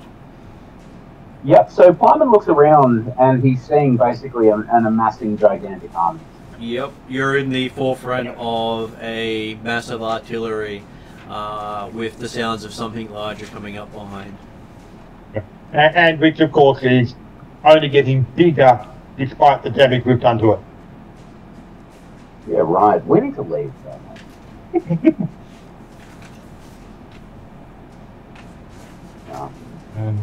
Anyway. Just, sorry, I can actually see it now. Can you point to where I am? Getting on top of the one of the brown rounded creatures. And where is Mark and Regem?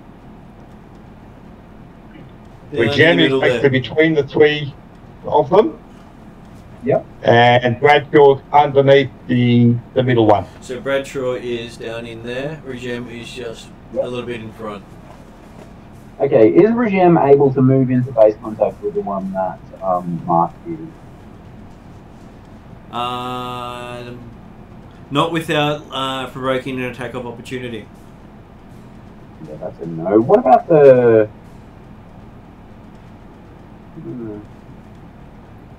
The one that's,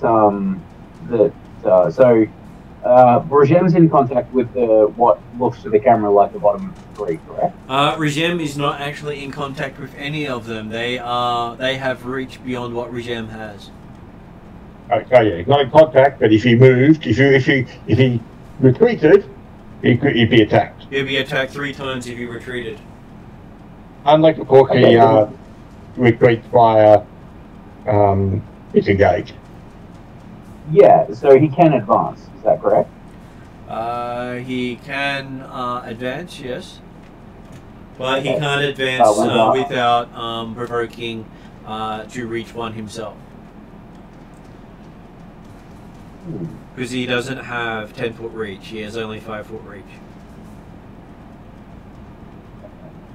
So what you're saying is that somebody with reach threatens, let's just say, threatens 2 forward squares, and if somebody moved from the rearmost of those two to the closest, would that provoke an attack of opportunity? Oh, you provoke an attack of opportunity when you leave the threatening area of a creature. The threatening area. So 3 of them are threatening Regem at the moment. Yeah. So if Regem... Isn't he like Mark? And if he hit the middle one, he wouldn't leave the threatened bit of it? Mark's standing in the only space that allows him to hit the middle creature without leaving the other 2 threatened areas. Okay, right. Which is the middle space of the creature, not the left or the right. If he had to move to either side, they would have gotten an attack of opportunity on him. Now what we're hearing is Mark decided to not only throw away all his weapons, but also block everyone else. Yeah. Okay, alright. Well then, Plyman, standing on top of this sentient, slavey creature, which, whatever, don't care at this point, is going to thrust his glaive into the beastie. Okay, give me an attack roll. Jeremy, could you give me a control check? Yeah. You could get advantage on this one at all, to his location? He does not. Nice. Not that it should matter, because you rolled a 17. Diddly.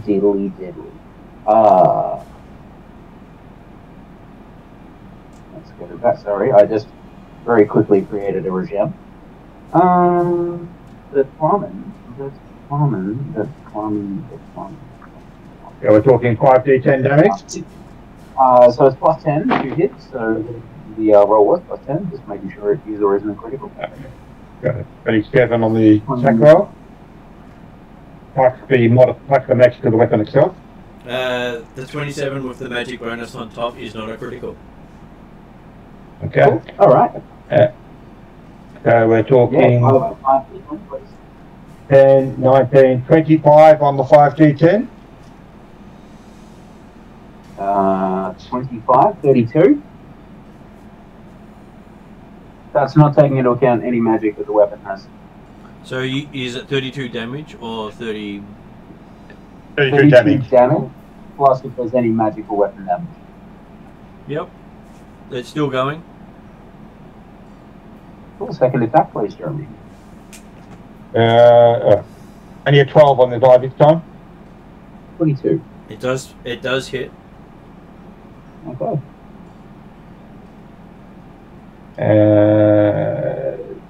And 22 on the dice. 27. Sorry, hang on. Sorry, 22, 29. Weapon. Okay, you don't even think you've bloodied it yet. We need to run. Deku was going to say that it's probably trying to get out of you guys, but you guys might have trouble. I mean, Flamin's good. I'm more worried about Bradshaw. In fact, Bradshaw is the only reason that Flamin and Regem are still here. Mm-hmm. You know what? In the greatest of tradition, no. I'm sure these are the Beatles thinking that Bradshaw is a gelfling. The gelflings were effective. Look, you guys have seen The Mummy, right? These beetles are going to do to Bradshaw what those beetles did to a whole bunch of extras. Also, hey O'Connell, you're on the wrong side of the river. Hey Benny, I've got the horses. Flavin is going to use his movement action to jump down onto Regem. Okay, so you land back on Regem. Luckily, we have a rider already on the horse. I'm sorry, what? Luckily, we have a rider. It was just the miniatures. Except like. All right, cool. Do Regem, you wish to spend a bonus action to grab Bradshaw? Oh shit! Yes. Yes. And you know what? Plumman holds out his glaive to Bradshaw, says grab, grab this, and then they all disengage. Well, unless you have, so the disengage is an action which you've done with your attack. No, so Regem is disengaging. Okay. If they want to take attacks of opportunity on Plumman, that's absolutely fine. Technically, I think with the horse, you can have the horse act and do the disengage. Okay, your choice. I'm not too concerned. Your choice.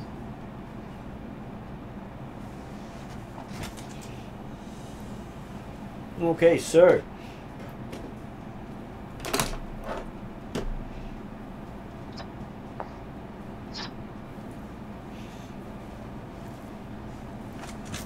A horseman dragging a dwarf behind him. A dwarf with no weapons. Do I assume that Bradshaw goes? Bradshaw goes. He tries to pull his magical hammer out of, he tries to summon it out of the thing, but I'm not sure if it'll work or not. As you watch, it seems as if the hammer is absorbing into the creature. Gnomish with gnomish technology. You can see the red. Well, you can't see it through the helmet, but he's very red underneath, very angry. So. Okay, so yes, you're watching. So is this the hammer your wife gave you? Oh, she's gonna murder you so hard. Possibly, based it's the. Dimitri had warned her that he can't hang on to a hammer. There may be some truth on that, Mark. We might have to discuss this offline. It might involve many payments of bribery, but that's okay. We'll work it out later.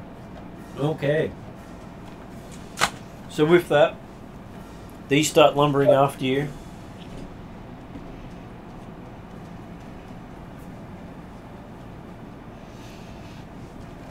And raise a all the force in front of them, protecting all the people behind them. Bastards. Well, technically that'll only be 30 feet high, so you could still shoot at the flies if you wanted to.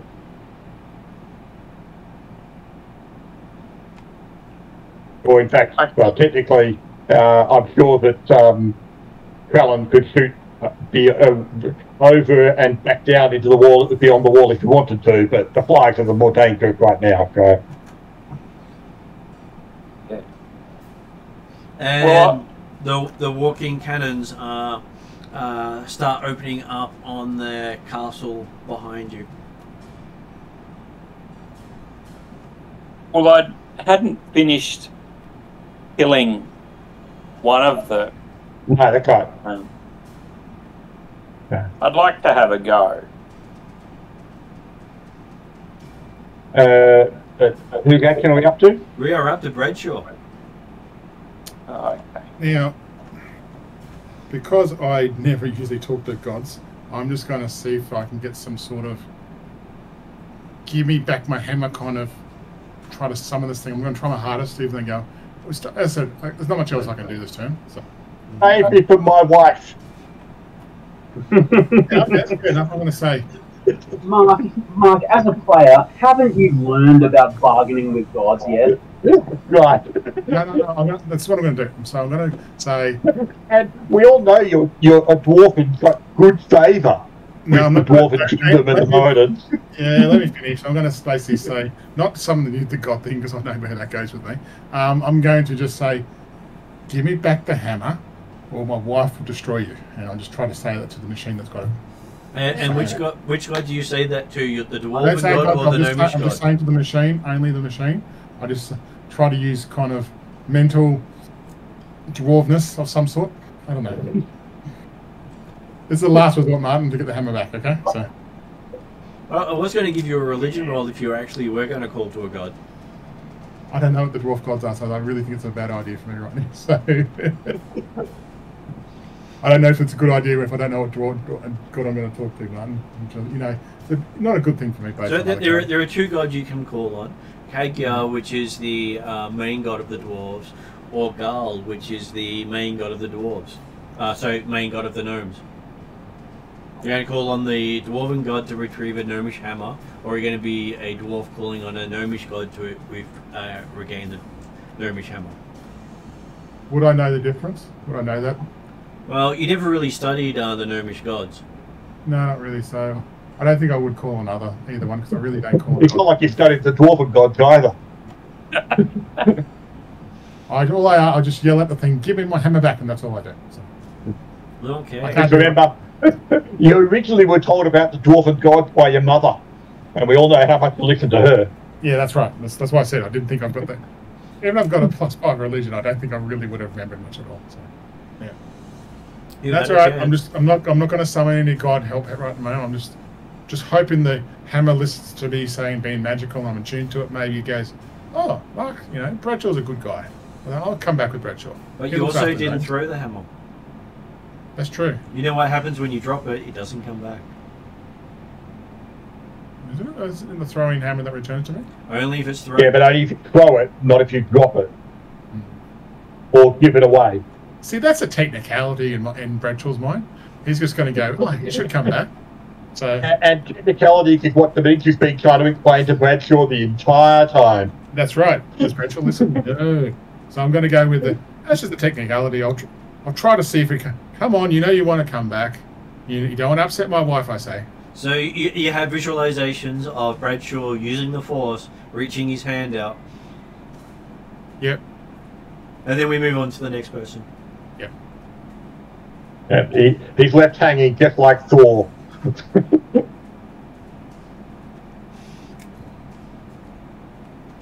Who's next? Okay, you can see hundreds more of the armored warforged start coming through the mists and firing their apple-sized weapons that are inbuilt into their arms into the distance. Huh? Basically, they're starting to rain fire down upon Fort Lakeside. So there are a lot of targets. Dimitri, you're up. How close is Draggle, who's been standing there watching this entire thing? Drazzle would probably be maybe, what, to you or to them? Yeah, to me. 30, 35 feet? Okay then. I'll use a bonus dash action to move over close to Draggle, or at least within 30 feet of Draggle type stuff. In fact, probably not so close, it's more because you're going to keep him moving back off the field. And then an action to cast Haste, okay, 4th level spell. And so therefore it affects both Dimitri and Draggle. And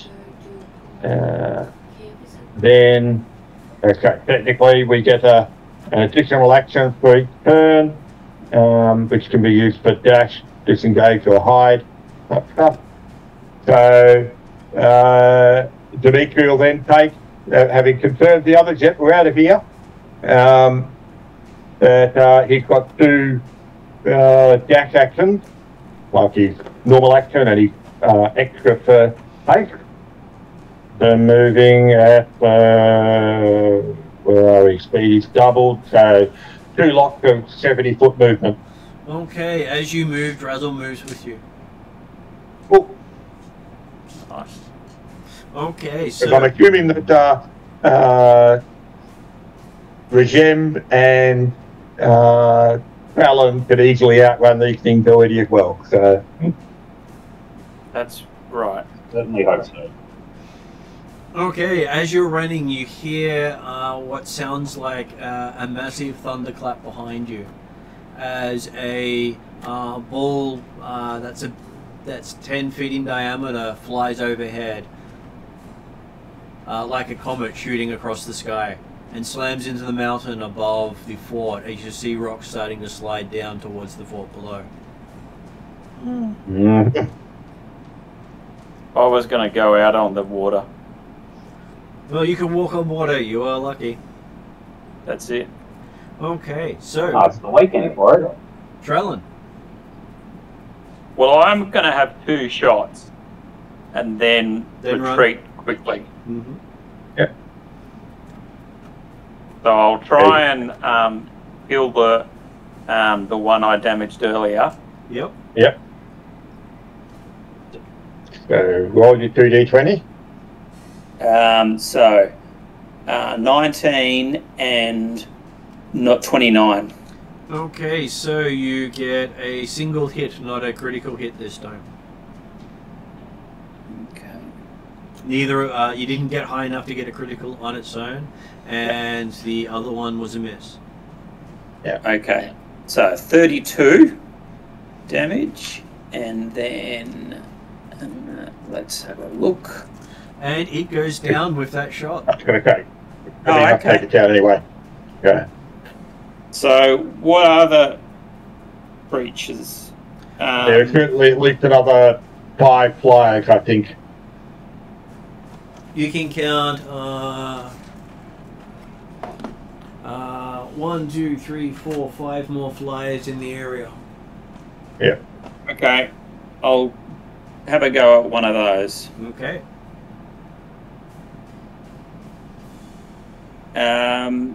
Oh, that's all right. So 12 and 14, so that means it's 26 and 28. So it becomes another critical hit.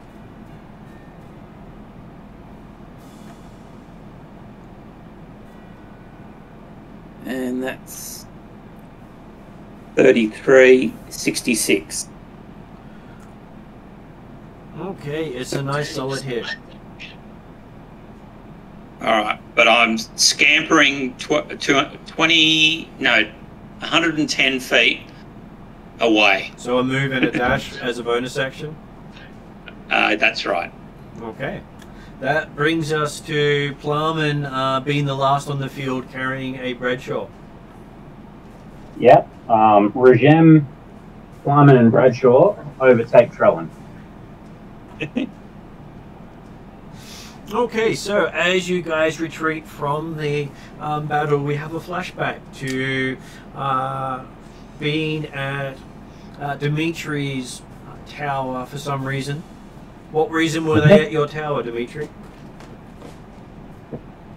Well, I don't know. In Drago's case, it was probably to raid and steal more stuff. Well, he's very good at that.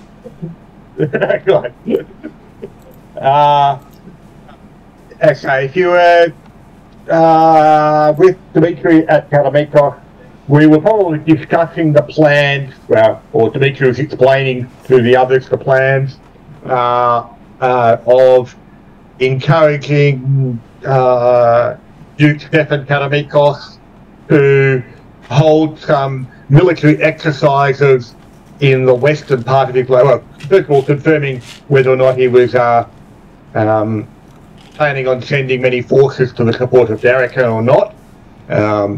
But assuming he wasn't, that he should hold military exercises on the western border, because his cousin in the Black Eagle Barony is getting even more atavistic, and was potentially going to be looking hungrily at the Five Shires while the halflings were supporting Darrakan. Certainly not encouraging Katamikos to invade the Black Eagle Barony, unless Cookie wants to, because hey, he could be happy with that. But more importantly, have the forces there that if the Black Eagle Barony was suddenly less well guarded, because Baron Black Eagle decided he wanted the halfling realm, the Five Shires, but then the Karamikan forces could effectively walk into the Black Eagle Barony. So, and otherwise, he'll also then be telling the others, explaining a lot of detailed information, showing them some of the references and research that he'd done, which of course none of them paid any attention to whatsoever. Sorry, what?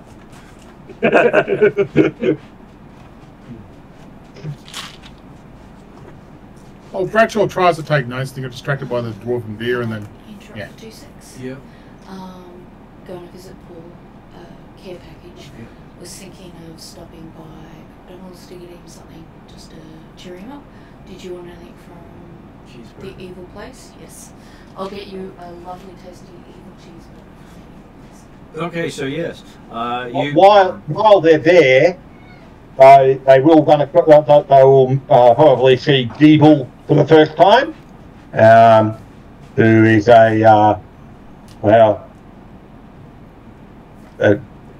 the description probably wouldn't they wouldn't necessarily describe per se, but okay, it's a homunculi that Dimitri's created to allow that'll be staying back at the Requiton.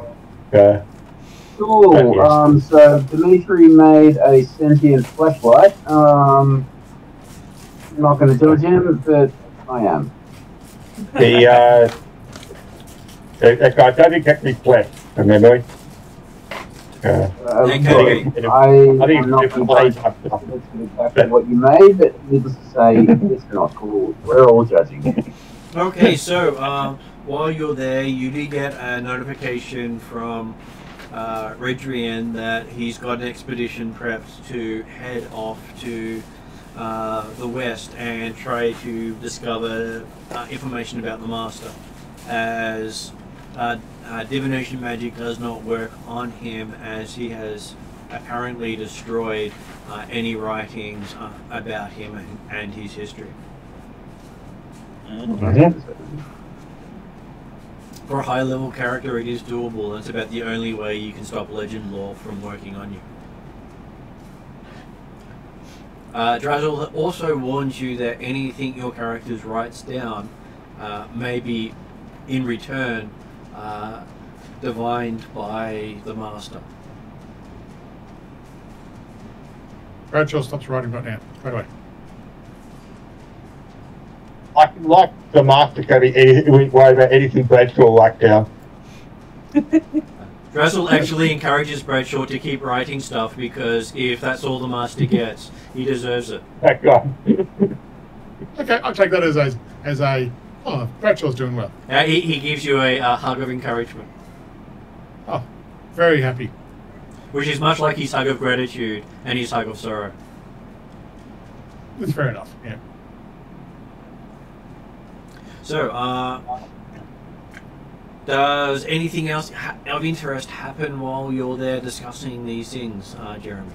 Well, from Dimitri's perspective, there's much of interest that happens.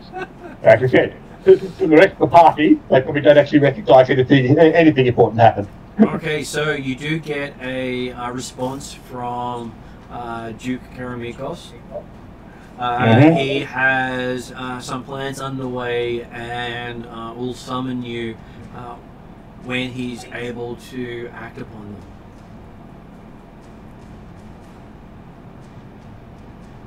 Well, okay. If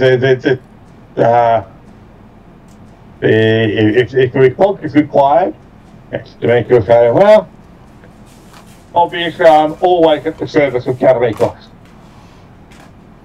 Though you also get there is a discussion given to you by the letter bearer saying that he didn't want to put this in writing, but he has been called into the war with Alphatia by the Thayatan Empire, and he's currently seeking ways to disengage the Traldaran people from a war they don't deserve. Okay, so I'm thinking, I'm sure Duke Karamikos had, in order to get the Duchy of Karamikos, he had to give up all his ties to Thyatic officially. No, he had to give up the ties to his ancestral home, but he's still a vassal of Thyatis. Oh, okay. Which is why he's a duke, not a king. That's good, yeah, okay, like a Grand Duchy as opposed to being a kingdom in its own right. Or, yep. So you believe he's trying to detangle his political connections if possible? Well, obviously, yes, that all sounds good and appropriate in theory. From Dimitri's perspective, well, it's all just obviously not our war Thyatic got itself into. And one of the other scuttlebutt things is that they know they just can't send the Black Eagle Barony's army because not even Thyatis would want that. Sorry, what was that bit? I missed it. They can't send the Black Eagle Barony's army because not even Thyatis would want that on their doorstep. Oh, it indicates that technically the Black Eagle Barony comes under Duke Karamikos' control, yes. Yes, but it's the poorest equipped army in the nation and the one with the least amount of discipline. Well, to be fair, if Stefan Karamikos doesn't really want to support Thyatis in its war against Alphatia, with or without Caldara, then he could quite happily or quite legitimately fulfill his obligations of sending forces to Thyatic aid by sending the Black Eagle, by sending the worst of his troops. Yes, but you believe it was a all-in sort of demand, not a token forces sent. Well, hopefully then he definitely send the Black Eagle Barony garrison along with everybody else, rather than leaving the Black Eagle Barony as the defenders of Karamikos. And you also hear that he has made a alliance with the giants on the borders between Karamikos and Thyatis. Good to hear. Apparently it was hard fought and the halflings are acting as ambassadors. All the more reason why he could be supportive of anything that stops the Black Eagle barony moving into the Five Guides, and a big part of that would be hauling the garrison in to go and fight the war over in El Facial, over on the Isle of Dawn. Okay, so I'm sure, I'm quite certain that it would be very difficult to believe that Viatus would demand that Katamekos spend all of its fighting personnel without leaving any behind for defence of nation. Rumours are the war's going very badly. Oh yeah, so all the more reason why you got to keep some at home. Okay, so time moves to a different point in your downtime, and you find yourself at the. Sorry, just getting my mouse to roughly where it is. And you find yourself down at the docks of Athenos with Bradshaw and his wife and her family. So Bradshaw's been informed that his wife's going on the expedition to try to find out information about the Master. Okay, while I know she's quite capable, I still kind of get worried about her. So I'll, stay safe, honey, and try not to get hurt too much, and leave the kills to under 100, I say. And you see that her brother, the cook, and the rest of his siblings are also travelling with them. I feel she's in good hands if the cook's there, because I know he's... And you notice a familiar dagger with your name on it in your brother-in-law's belt. I see if I have a quiet time with my wife and just ask, why has he got my dagger? I ask her. Well, she says it was a gift from the god of thieves. Okay.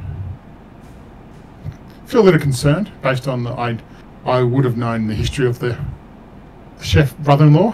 So yeah. It's the one that Dimitri gave up in the Hollow World to the god Asterius. See, this is why I hate Dimitri. Just put it out. There's more reasons now. I look a bit concerned. I look back and forth, not sure if anyone else noticed, but I'll just go, okay. Do I get any eyes from the brother-in-law? Does he know if I'm looking at the dagger at all? Or? He is not really too fast, but he does have a hand tapping it as you look at it. Seems to be pointing directly at your name on there. Does Dimitri notice the dagger being worn? He does. Well, he'll make a comment and say, "Oh, very nice dagger. Hope you put it to good use." He has been told that it will be a interesting final use. It has a destiny, apparently.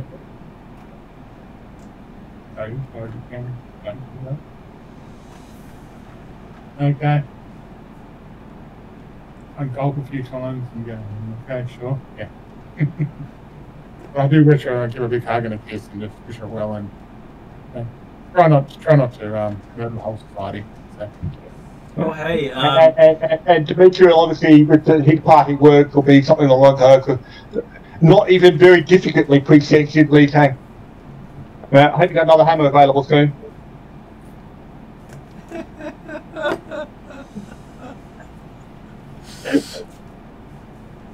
just getting in that little burn there as you go.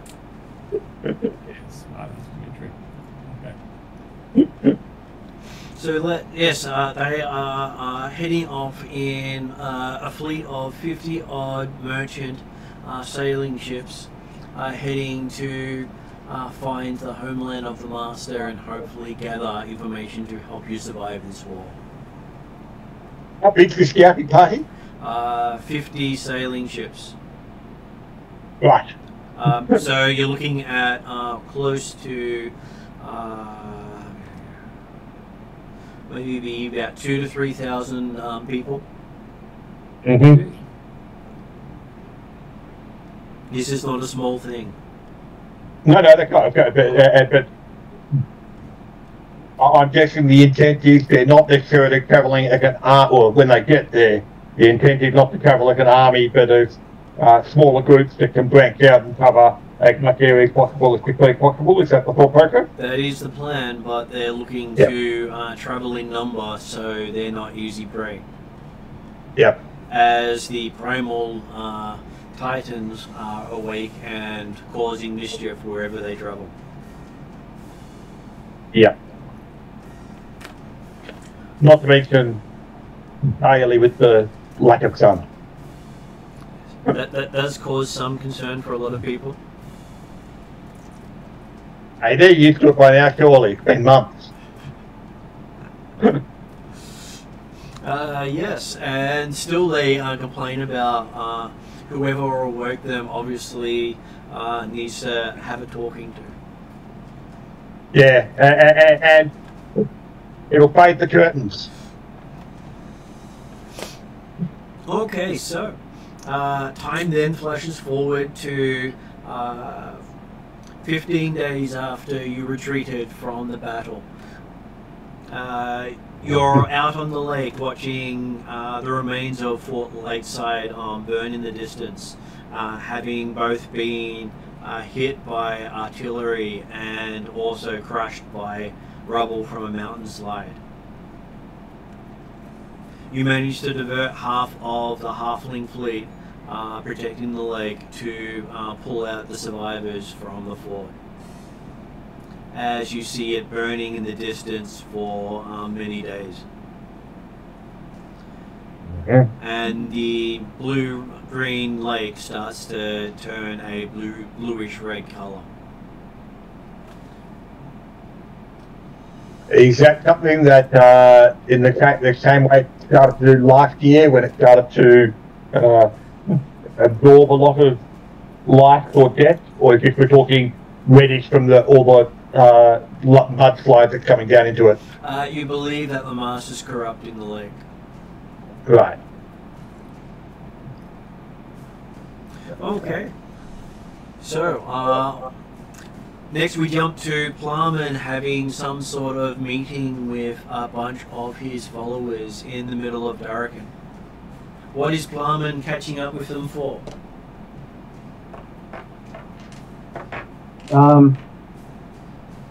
Talking about his not defeat, but his forced withdrawal from battle.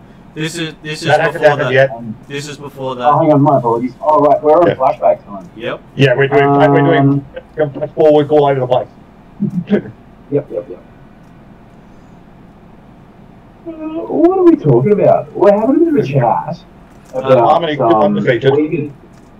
weaker dominance amongst the Ethingarians, as well as a path forward to create a much higher skilled army of Ethingarian warriors, or at least weaker warriors within Ethinger. Is that they have a there's a big discussion which some of the other characters overhear because of the excitement. Apparently this is the first year since the princess has died that they have again gathered in numbers, and there's talk about heading north and smashing the infidels. Yes. Asking if you'll participate in leading the charge and maybe get become the second to the Khan of your tribe. Who are we talking about? Who are we talking about when we talk about infidels? They're talking about the Haldanic Knights. Oh yeah, let's go murder some Helldans. Yeah. As they're the ones who had killed the princess. Oh wow. Yeah. Yeah, look, there is definitely some murderous rage and excitement in the Plumman voice. Okay, so what do the Ethingarians tell you about what's happening back in Ethingar that really excites you? the Great Khan is messing with him, but also in a way that is designed to provoke Flyman to do greater things. Flyman is both irritated and excited about the challenge, and also working himself up to a great fury. There has been many proposals of marriage to Flyman. Flyman's uninterested. He says they can take a number. And Flyman's brother, the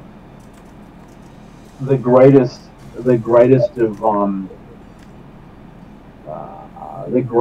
of horse breeders amongst the Uyghurs, has successfully bred Regem and his offspring many times.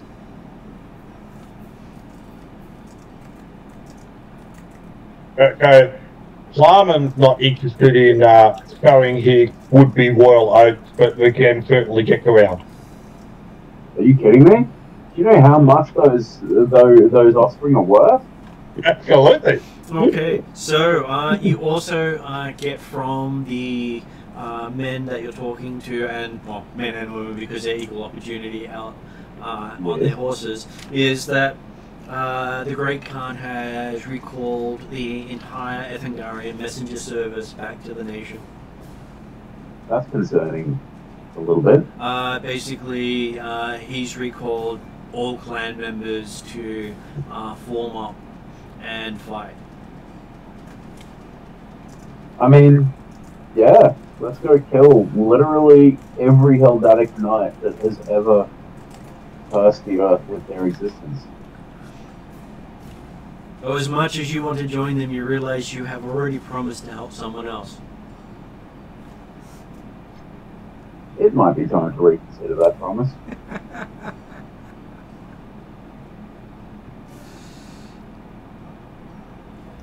No, Plummet eventually realizes, look, he's checked his diary, the dates don't quite line up.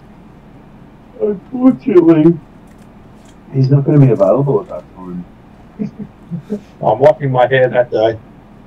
Yeah, he's quite clearly cleaning his ceremonial leather armor on that day. Okay, and just before you were about to head off and join the troops at Fort Lakeside, Trellin has a chance encounter with his halfling father. What? Oh. You grew up a bit there, son. So, what does Trellin do? Because the father doesn't recognize you to start with. Well, given that he's 6'4", and he hasn't seen his dad since his birth, so that is a shock. So you're saying that Trellin wouldn't recognise his father, just like his father wouldn't recognise his son now? I don't know. You do see he is with other members of your family having a heated discussion about whether or not they stay or leave. Well, what's the issue? The issue is that there is an invading army approaching Darrakan, and most of the family have invested in staying in Darrakan City. And he's basically saying it's not worth staying with these people. He's already cost him a son, so we should pack up and move. Well, let's just not be hasty and try to salvage as much as we can. They sort of look at you going, so what does an elf have to do with this, they say? Yes. I don't know. But so from Darrakan, I went to the Feywild and became a monk. Who knows? Yeah, well, I mean, the point is, it comes down, first of all, the question is, do you want to interact with your father? Because for whatever reason you have recognised him and you know who he is. You've seen pictures of him all your life. That's right. So then, Right.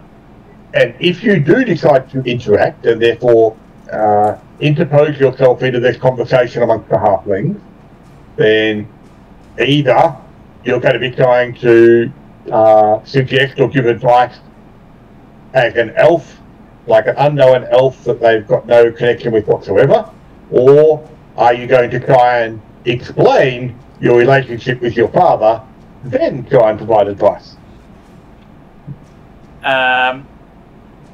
Or go back and ignore middle the whole ground. situation. Yes, I won't be explaining how I got to be an elf.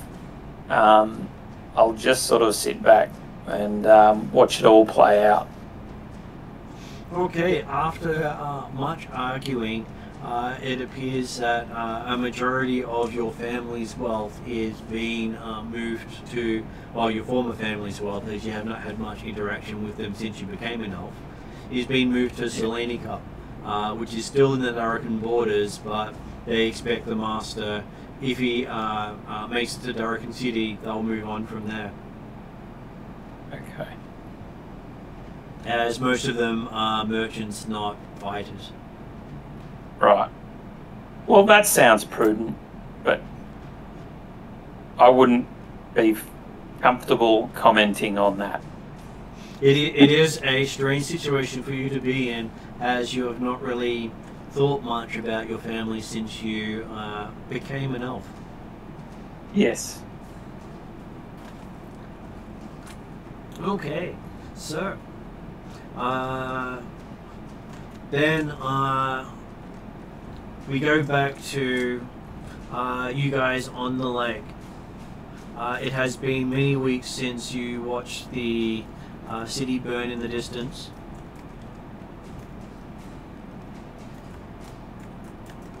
And you... Right. What was that, Jeremy? Okay. So even though the lake appears to be changing colour and being corrupted by the Master still isn't putting any forces on the lake, or what force he's putting on is still being held back by the halfling fleet. The halflings report that while they were saving the northern and the southern forts from being overrun and helping get people away, the Master has made it to Akoros. He has circumvented the fleet. Okay. And the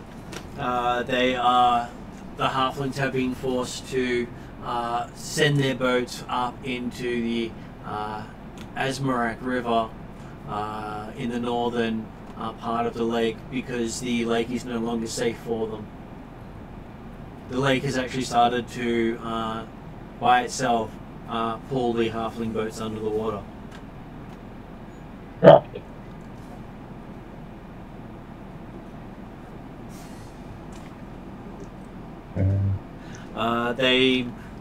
The forces that you were dropped off at Bronzedale, you end up meeting up with the brigades from Fort Fletcher, Fort Runnels, and the remainders of from Fort Lakeside.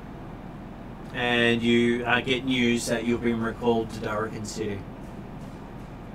All troops of Darrican have been ordered to Darrican City. They have decided to rally the nation to try to hold off the Master.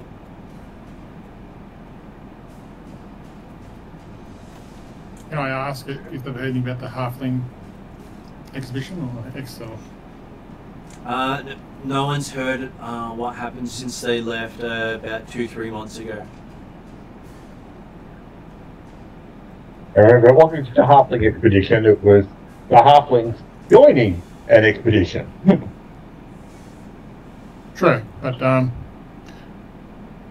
now I'll leave it at the moment. But I thought back a long time ago, I had a stone that I could use to communicate with my wife with. Yep. I'm not sure if I still have it, and I'll leave it to you. Can I try to make contact with her using that or not? You can. It is very stunted conversation. You find out that she is currently in a great desert hunting for tribal nomads. Okay. Just trying to hide from a patrol that was walking past 10 feet away from her and then the pager went off. Yeah. It was our way to keep it in touch back a long time ago when we first met. So yeah, but no, it's not. It's like a very short kind of. It's like a very small sending spell kind of thing. I think we originally just. Yeah, sending stone, isn't it? Yep. Yeah, sending stone. Yeah, between just I had one end, she had the other end, and they cut. Yeah, yep. I was more like 25 words. Yeah, especially if I heard that no one's heard from her, I just thought I'll reach out when we've got a quiet moment and just say, hey, you okay? Please tell me you haven't killed a whole nation. I asked with jest. So yeah. She says there are not many people here to kill. I feel so sorry for her, I say, because I know how much she loves killing. So, but yeah, that's okay. I just wanted to just double check with her. That's all. She still only kills those who deserve it.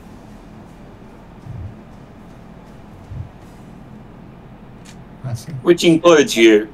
No. I was just about to say, I know a guy called Dimitri. Well, no. The point is also that he only kills those that deserve it. That's right. Death comes to everybody, but obviously everybody deserves it. Right. I don't bring up the hammer yet because this was after she left. I lost the hammer, so I don't bring that up in the conversation. So. Okay, and you get word from Redrian that he's calling you all back to the Knights River Inn. He's looking to start calling in favours with all the people you've been dealing with over the last 10 years. It's gotten to a crisis point. Darkin is on the cusp of defeat and needs all the allies he can get. Well, one wonders what ally Darkin hasn't called in for the effort. The difference is that you guys have more influence than a nation has by itself. Yes, okay. Darkin called in all its potential allies and resources, not necessarily Redrian has called in all of its allies and resources. And you realise that your position on the north side of the lake was fairly precarious once the entire Elven army had returned to Elfheim. Yeah. Okay, so that is the introduction to Season 2. Thank you. Giving you some idea of just how hard the Master is doing stuff, and that is the introduction of the technology of Eberron into the setting.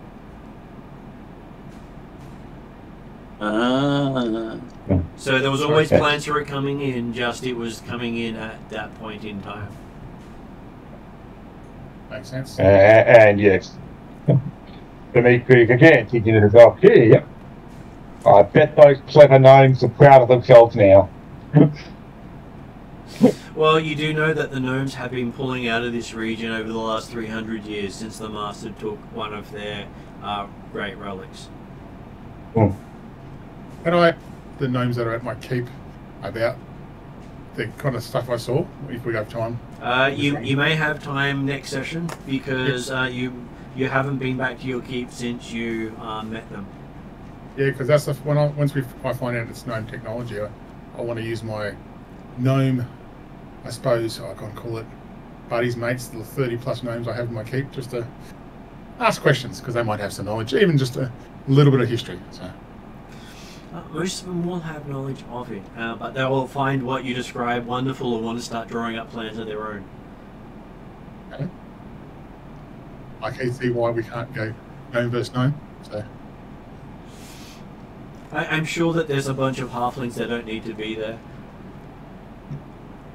No, I'm pretty sure most of it was gnome. Yeah, so, anyway, the gnome technology powers itself with the souls of living people. Oh, okay. I'll just ask about it. We won't start creating it. I'll hold off to do the creation just yet. But if my wife decides to kill 100 so not related races that we don't only worry about, we might discuss it later on that. So. Okay, anyway.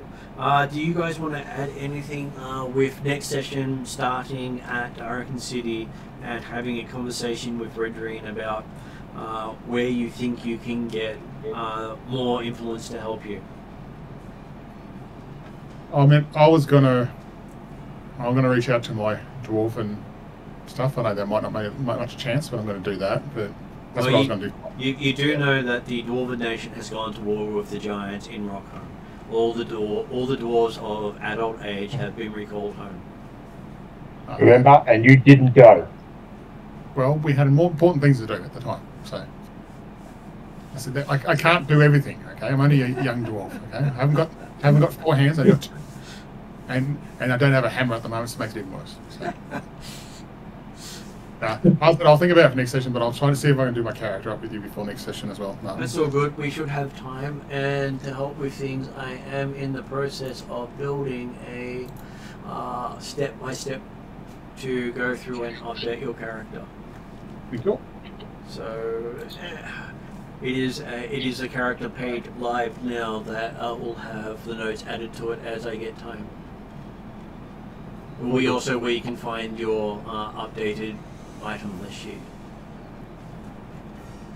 So you'll find that under the Mystara section and characters. Yeah, that was really helpful. Okay, so if you don't have any more questions you want recorded, I can go to end credits and then talk to you after. Cool. Okay, so going to end credits.